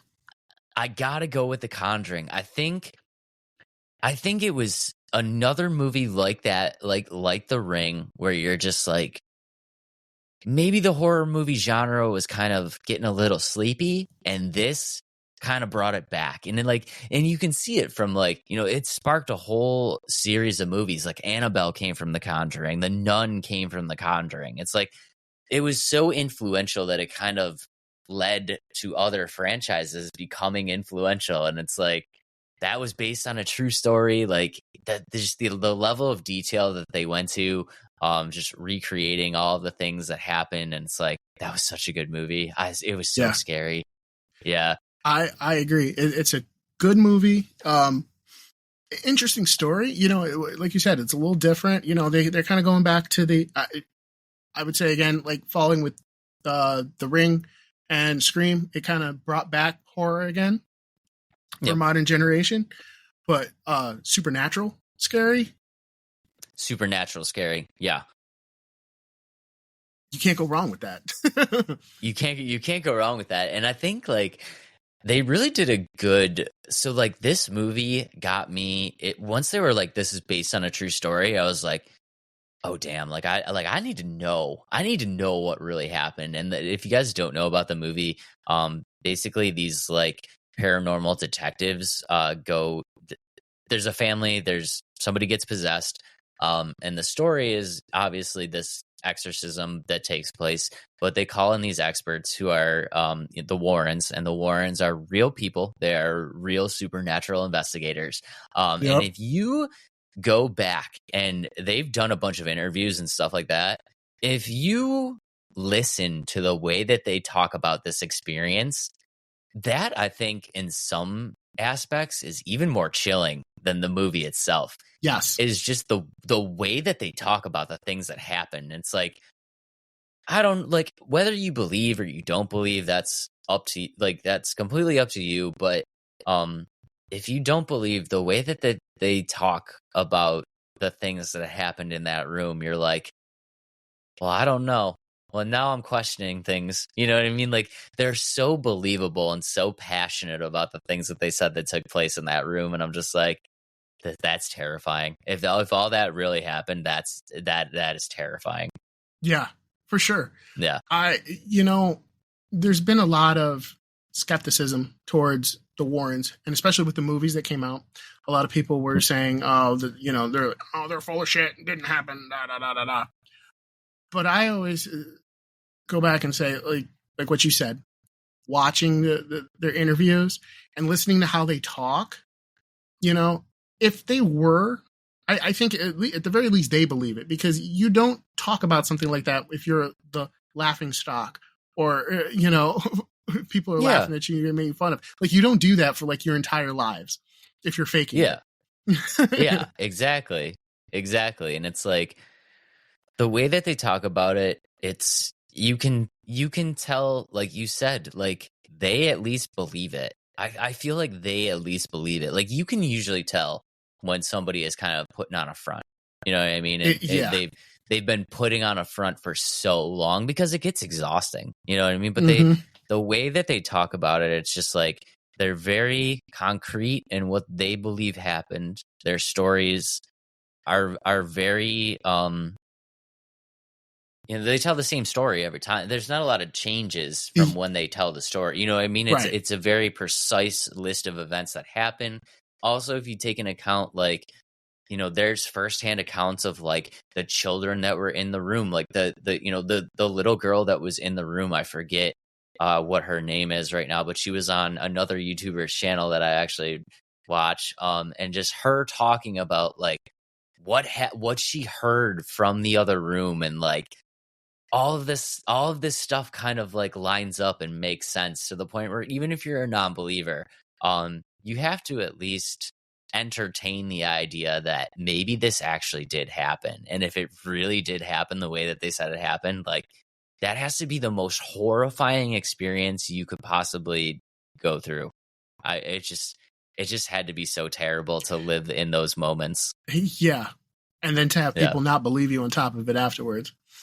yeah, exactly. And then try to like, get some console and some relief from it, and have people be like, you're full of crap. You're just like, oh my God, this is the worst experience. I've just experienced the worst thing ever and no one believes me. You know what I mean? I'm not full of shit, I swear. Listen. I promise it happened. It really happened. You know what I mean? It did. Yeah.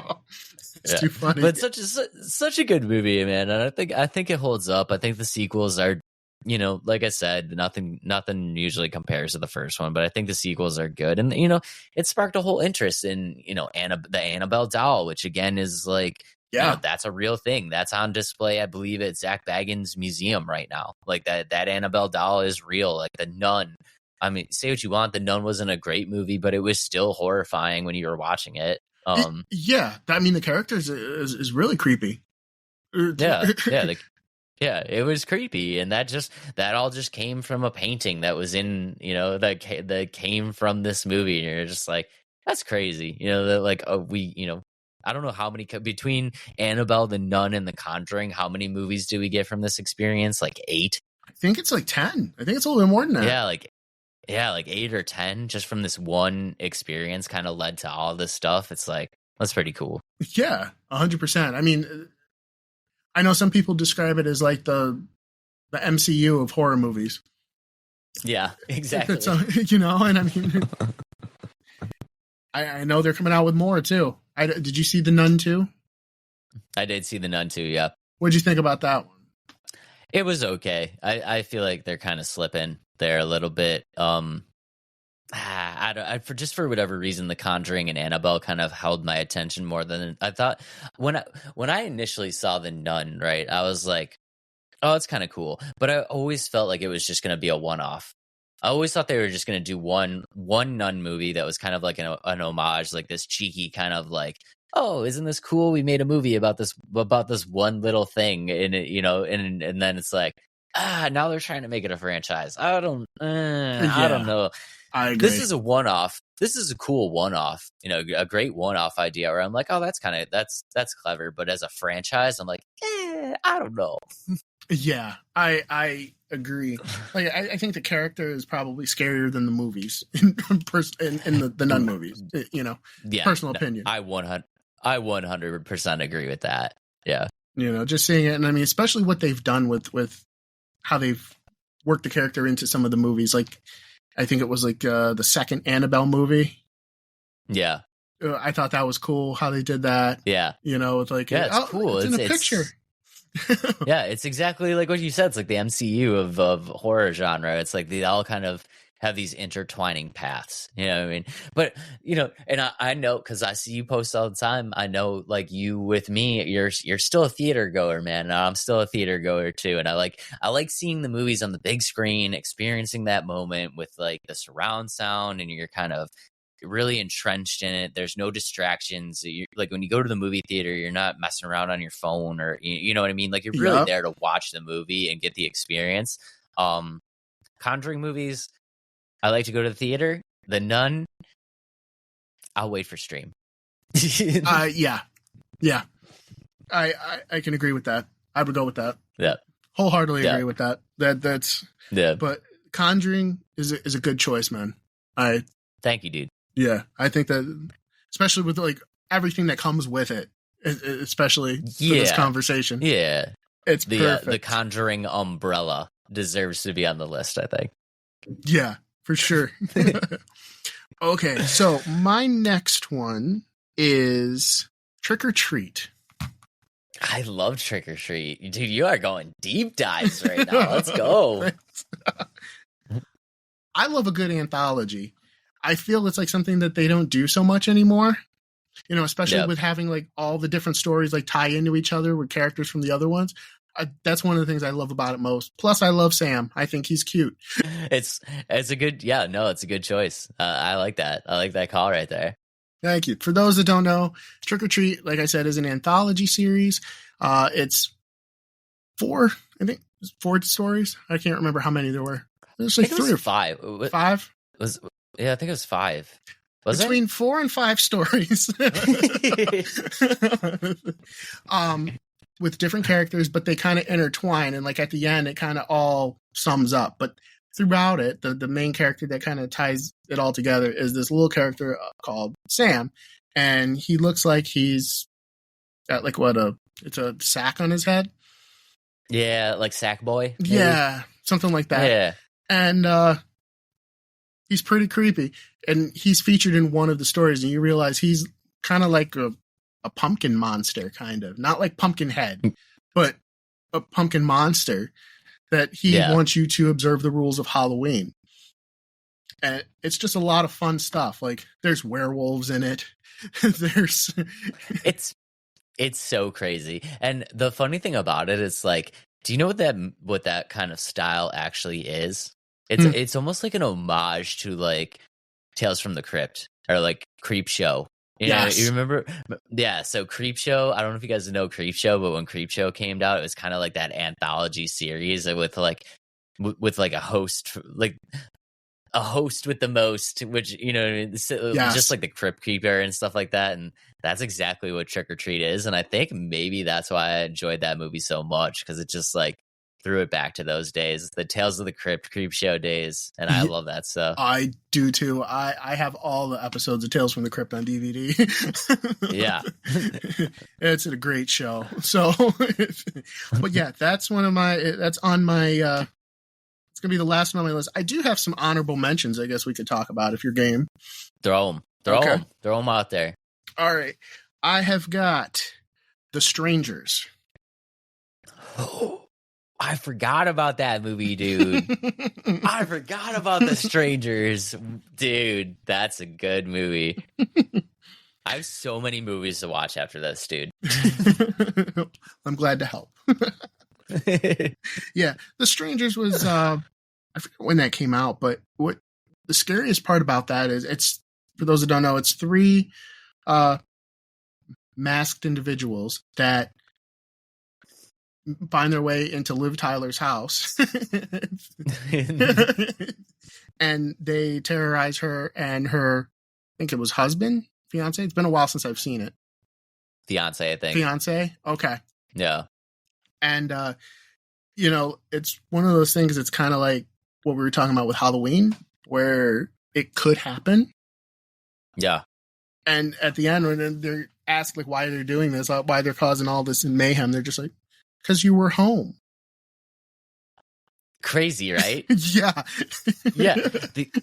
What's funny about The Strangers is I don't know if this is accurate, but I always thought The Strangers was kind of like the gateway into like the idea for The Purge. Does that make sense? I can see that. Yeah. It feels the same. It feels the same, where these characters are just like, just causing madness for no reason whatsoever. And that's like, that's what's terrifying about it. It's just exactly what you said. It's like, why are you doing this? Because you were home. It's yeah. Like, the purge is on. We have 24 hours to do whatever we want. Like, you know what I mean? Yeah. It's crazy. Yeah, I agree. It's just weird. It's one of those things like it could happen, and it's like, ooh. Yeah, it definitely could happen. Dude, I forgot about that movie. Yeah, I mean, Let's go. Yeah, the sequel wasn't as good. Did you see the sequel? I did see the sequel. Yeah, not as good, but yeah. Nah. And they're supposed to be doing like a 3 movies at Netflix. It's supposed to be coming out soon. They're coming out with more Stranger movies. Yeah. Like, ooh, I didn't see that. They announced it like a trilogy. Like they're gonna do more. That's ballsy. That's a bold move, Cotton. Let's see if it pays out for him. Yes. Yes, I agree. So we'll see. I mean, if they can, if they have the same creep factor as they did in the original, could be good. One's gonna have to be a showstopper. I mean, if that's the problem with signing on the trilogy. If you tank episode 1, like yeah. Now I don't know if they're planning on doing it like the Fear Street movies. Did you see those that came to Netflix? Yeah, I saw those. I don't know if they're planning it like that. I just read that it was going to be a trilogy and that it was coming soon. So I don't know, but I enjoyed the Fear Street movies. I thought they did that okay. Yeah, I thought they did that good. Yeah. But we will see. The Strangers, we wish you the best of luck. Yes. Good luck. Hopefully you got like a couple replacements from the second one, because you lost a couple members. But next is an honorable mention. 1408. I love 1408, dude. Cusack is the man in that movie. Yeah. Yeah. For those that don't know, 1408 was a movie. It's based off a short story by Stephen King, correct? Am I? Yes. Okay. Yep. It's about a haunted hotel room. 1408. And John Cusack plays a guy that is like debunks haunted rooms, places like that. And so he goes to 1408, but they try to persuade him. That's one of the cool things I like that they showed in this movie, was like they really try to persuade him from staying there. They're like, hey, we got Knicks tickets.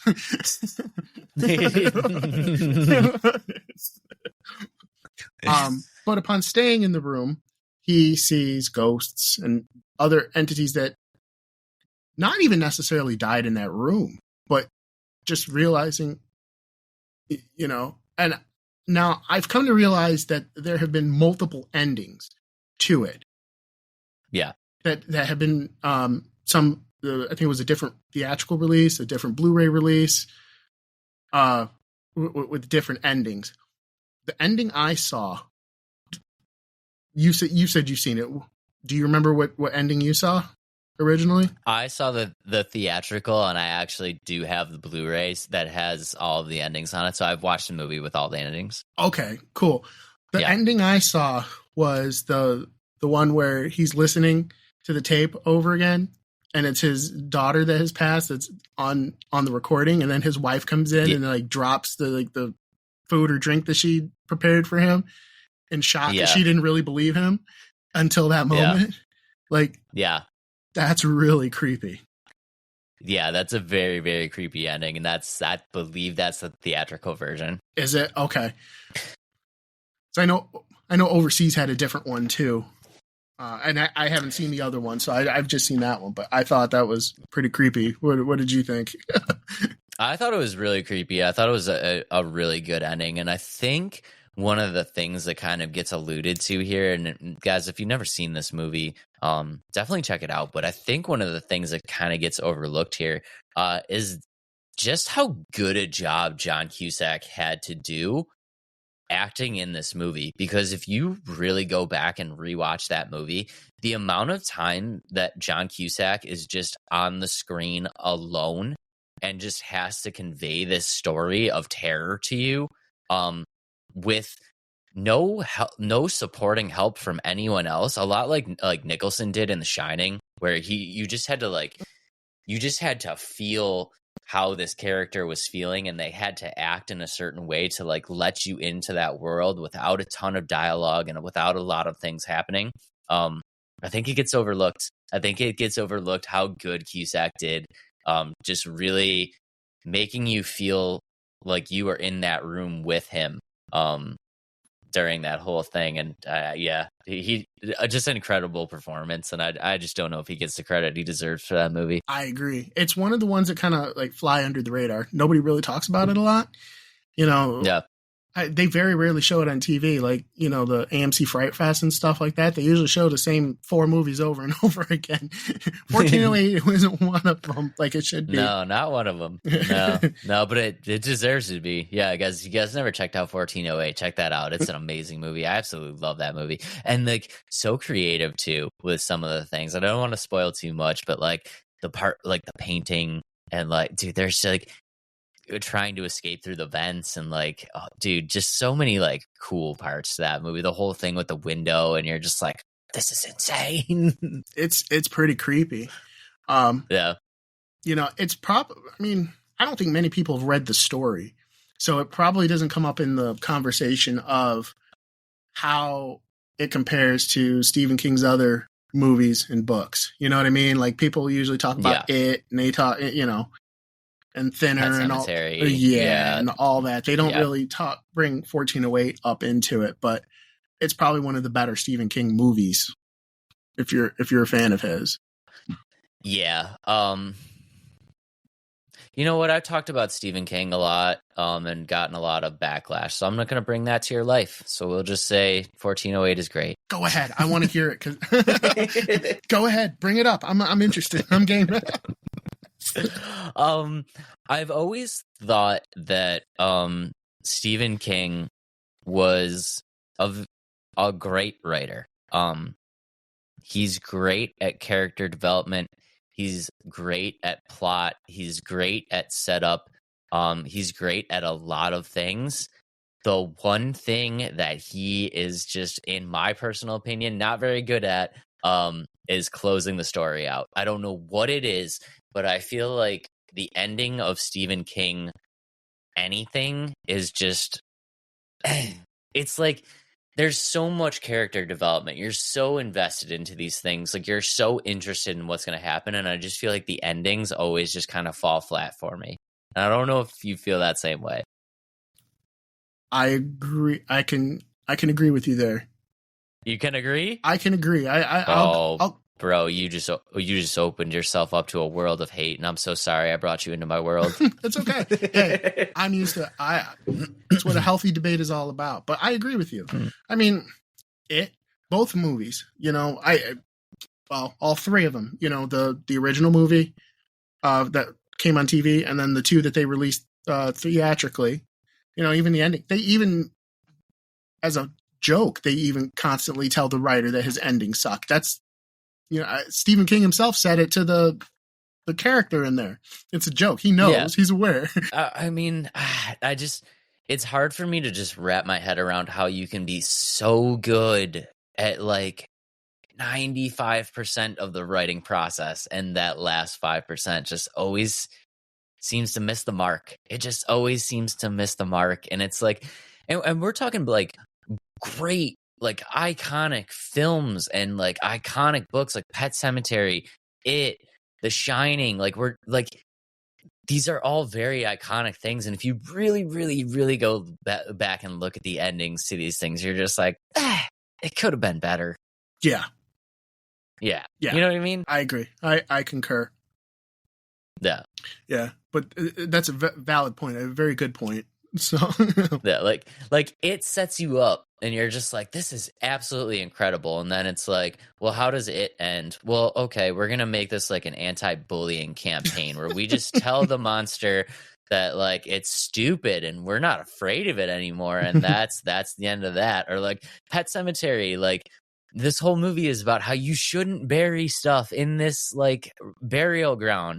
And then how does the movie end? Well, he goes against everything that he has just learned and buries his wife in the burial ground, and she comes back and kills him. Like, dude, really? Like, really? Yeah. Yeah. Yeah. It's just like, I don't know. Yeah. I mean, even the new Pet Sematary doesn't make any kind of sense. Did you see the one that came on Paramount Plus? Yeah. I mean, I try to be open-minded, but that one was bad. Yeah, it had a couple of scary stuff that like some stuff I could appreciate, but I'm just like, okay, so he went through all this and still recommended to bury the cat. Yeah, in the Pet Sematary. Like, yeah, no, I agree. And in fairness, Stephen King didn't write that one. He didn't write the prequel we were just talking about, but still. Yeah. He did not write the prequel, but yeah, I mean, amazing writer. It just needs a little help with his on them. Yeah, it's ABC, bro. Always be closing. Always be closing. Okay, and my final honorable mention, the Evil Dead remake. Let's go, dude. Evil Dead sick. Yes. You know, I may get some hate for it, but, you know, the original Evil Dead, while it's a classic, I mean, it is campy, you know, and it was made on a very low budget of $20. But maybe $20. Yeah. But, and they did the best of what they could. But I thought the remake that they did was one of those rare exceptions where the movie was much better than the original. And the story was actually scary and a little compelling. What say you? I mean, I agree. I agree with you. No, I love the original Evil Dead movie because, like, for me, that's kind of like that was like my introduction into like the Trauma series, right? So this like this very low budget B horror movie. You know what I mean? And it's like I can appreciate that, but I do think that this is like you said, the rare instance where the remake itself for me was just better because I feel like once they had that cult following, they had a little support and stuff like that. That gave them the ability to get more backing in the budget, right? Yeah. So like, I don't want to say that it takes, you know, like all good movies take a lot of money, but all good movies take some money. Yes. You know what I mean? Yeah. And it's like I feel like they had a little bit more to play with, and you could see that. You could see that in the remake, and I really enjoyed it. I thought it was good. Yeah, I thought so too. You know, I kind of hoped there would have been a sequel to it at some point, but you know, never give up hope, man. Never give up hope. Maybe they're working on it right now. We don't even know. Well, I do know. I did see Evil Dead Rise. Did you? Have you seen that yet? Yeah. I know that they're kind of like still trying the whole idea of like all the movies exist in the same universe. Yeah. You know, with different books. But they're trying. They're trying for that idea. Yeah. You know, but I mean, I think Evil Dead Rise did well enough. There's going to be another one soon. So hopefully. Yeah. No, I think it definitely did well enough to keep the series going. Yeah. And maybe they'll get that idea, but the remake was very creepy. The special effects were really awesome. I think, you know, the one girl that's like sawed her arm off with the turkey. Oh, dude, that was crazy. Yeah. Also, too, one of the things that always gets me with that movie is they found that book like in a trash bag wrapped in barbed wire with dead cats hanging around, right? And I mean, I don't want to dissect the story too much, but I would not have touched that book. I'm just saying, I would not have touched that book. Right. You wouldn't touch it, but they did. Okay. What would make you read from it? Wouldn't you get like the idea that like, you know, maybe it's not a good idea for me to be reading what's in this book? I mean, I'm going to be honest, guys. I wouldn't have made it far enough into the establishment to grab the book. I would not have made it that far. Yeah. I would have taken 2 steps in there and been like, nah, I'm good. You know, like, I'm out. Yeah, just kind of like peek into the. Yeah, there's some shit going on in there. I can't. Yeah, nah, there's nothing in there for us, bro. We're gonna keep trucking. We got a vacation that we gotta finish. Yeah.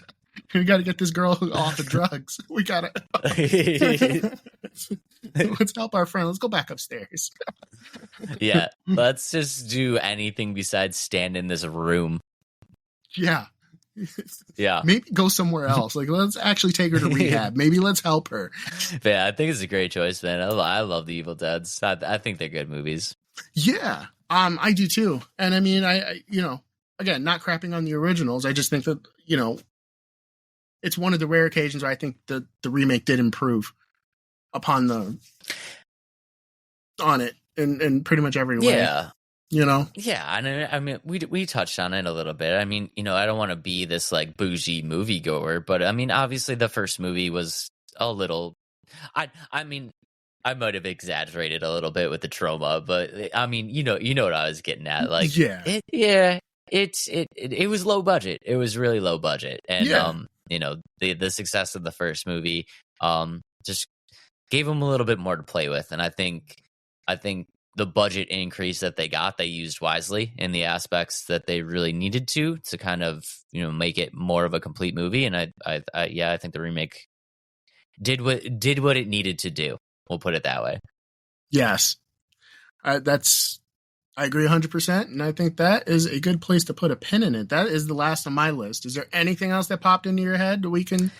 That is it, dude. And I think I'm going to go out there and say it. I think we probably put together the most concise list of the best horror movies of all time. I mean, what a list. I agree. I'm what a list. I know. I'm thinking about this and I think this went better than I even had planned.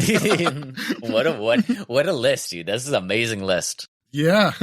So, and hopefully there's some people out there that just listened to this episode that got themselves like you know, true horror fans that got themselves like, you know, 5 or 6 new movies to check out that they're excited about. So yes, for sure. Yeah. And definitely let me know what you think. Let us know. I'm curious to see what people think. I'm always curious to hear what people think about horror movies. So oh yeah, I'm always curious. Let us know down below in the comments, wherever I'm sure there's something around here you can yell at us at. Let us know in there what we missed. I always like saying, let us know what we missed, because we get these comments, you know, after we do these drafts and stuff like that, or make these lists, and it's like, oh dang, dude, how did we forget that? You know what I mean? Like you guys, your opinions on what should have made the cut. I always love reading them. So please let us know. Yes, please let us know. I mean, I'll be honest. I had never seen Hereditary until one of my viewers had dropped it in a comment last year. Like, I did like a top 5, one of my favorite horror movies or stuff like that. And he was like, oh, I think Hereditary is. I'm like, really? Is that good? He's like, oh yeah, it's very creepy. I'm like, okay. And then I checked it out and I'm like, damn, he was right. He was right. This movie is terrifying. Yes. Lights on tonight. Well, I got that one to watch, so I'm going to be watching that one. And yeah, I'm a little nervous for it. I'm not gonna lie. That decapitation scene, I'm recreating it in my head. Right, I haven't seen it. Yet, but I'm recreating what I think is gonna happen, and I don't know if I'm ready. Oh, dude, I'm telling you. Yeah, you're in for a treat. So it's gonna be awesome. Yes. With that, thank you for being here, man. I appreciate it. Oh, and, yeah, dude. Thank you for having me. Oh, dude, you're welcome here anytime. So yeah, real quick, dude. Just honestly, thank you so much for having me, man. It's been a blast.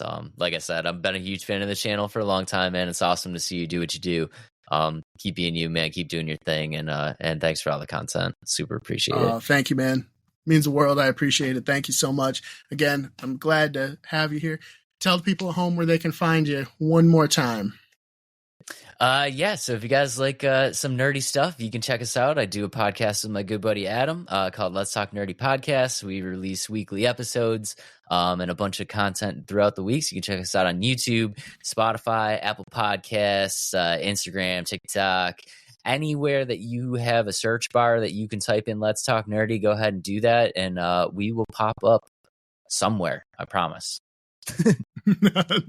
Very good, man. All right, guys. Yep. We will catch you next time. See ya. Love you guys very, very much. Thank you again. Peace. All right, dudes and Foxy Dudettes, that's going to do it for this week's episode. I just want to give another huge thank you to Dave from Let's Talk Nerdy for being here and talking over horror movies with me. And guys, again, please be sure to check out Let's Talk Nerdy. It's wherever you get your podcasts, you'll be able to find Let's Talk Nerdy. And they have a great YouTube channel. They have a great show. So be sure to check out Dave and Adam over there. They do a great job. I could go on forever. I'm not going to. So please be sure to check them out and show them some well-rounded love. Also, too, while you're at it, show us some well-rounded love. Leave a comment. Tell us what you loved about the podcast. Tell us, what we missed. Because like we said before, there's always things that we could have missed and we're interested to hear. So I just want to thank you as the Well-Rounded Dude audience for listening. And thank you. And we will see you next time. Take care. Peace.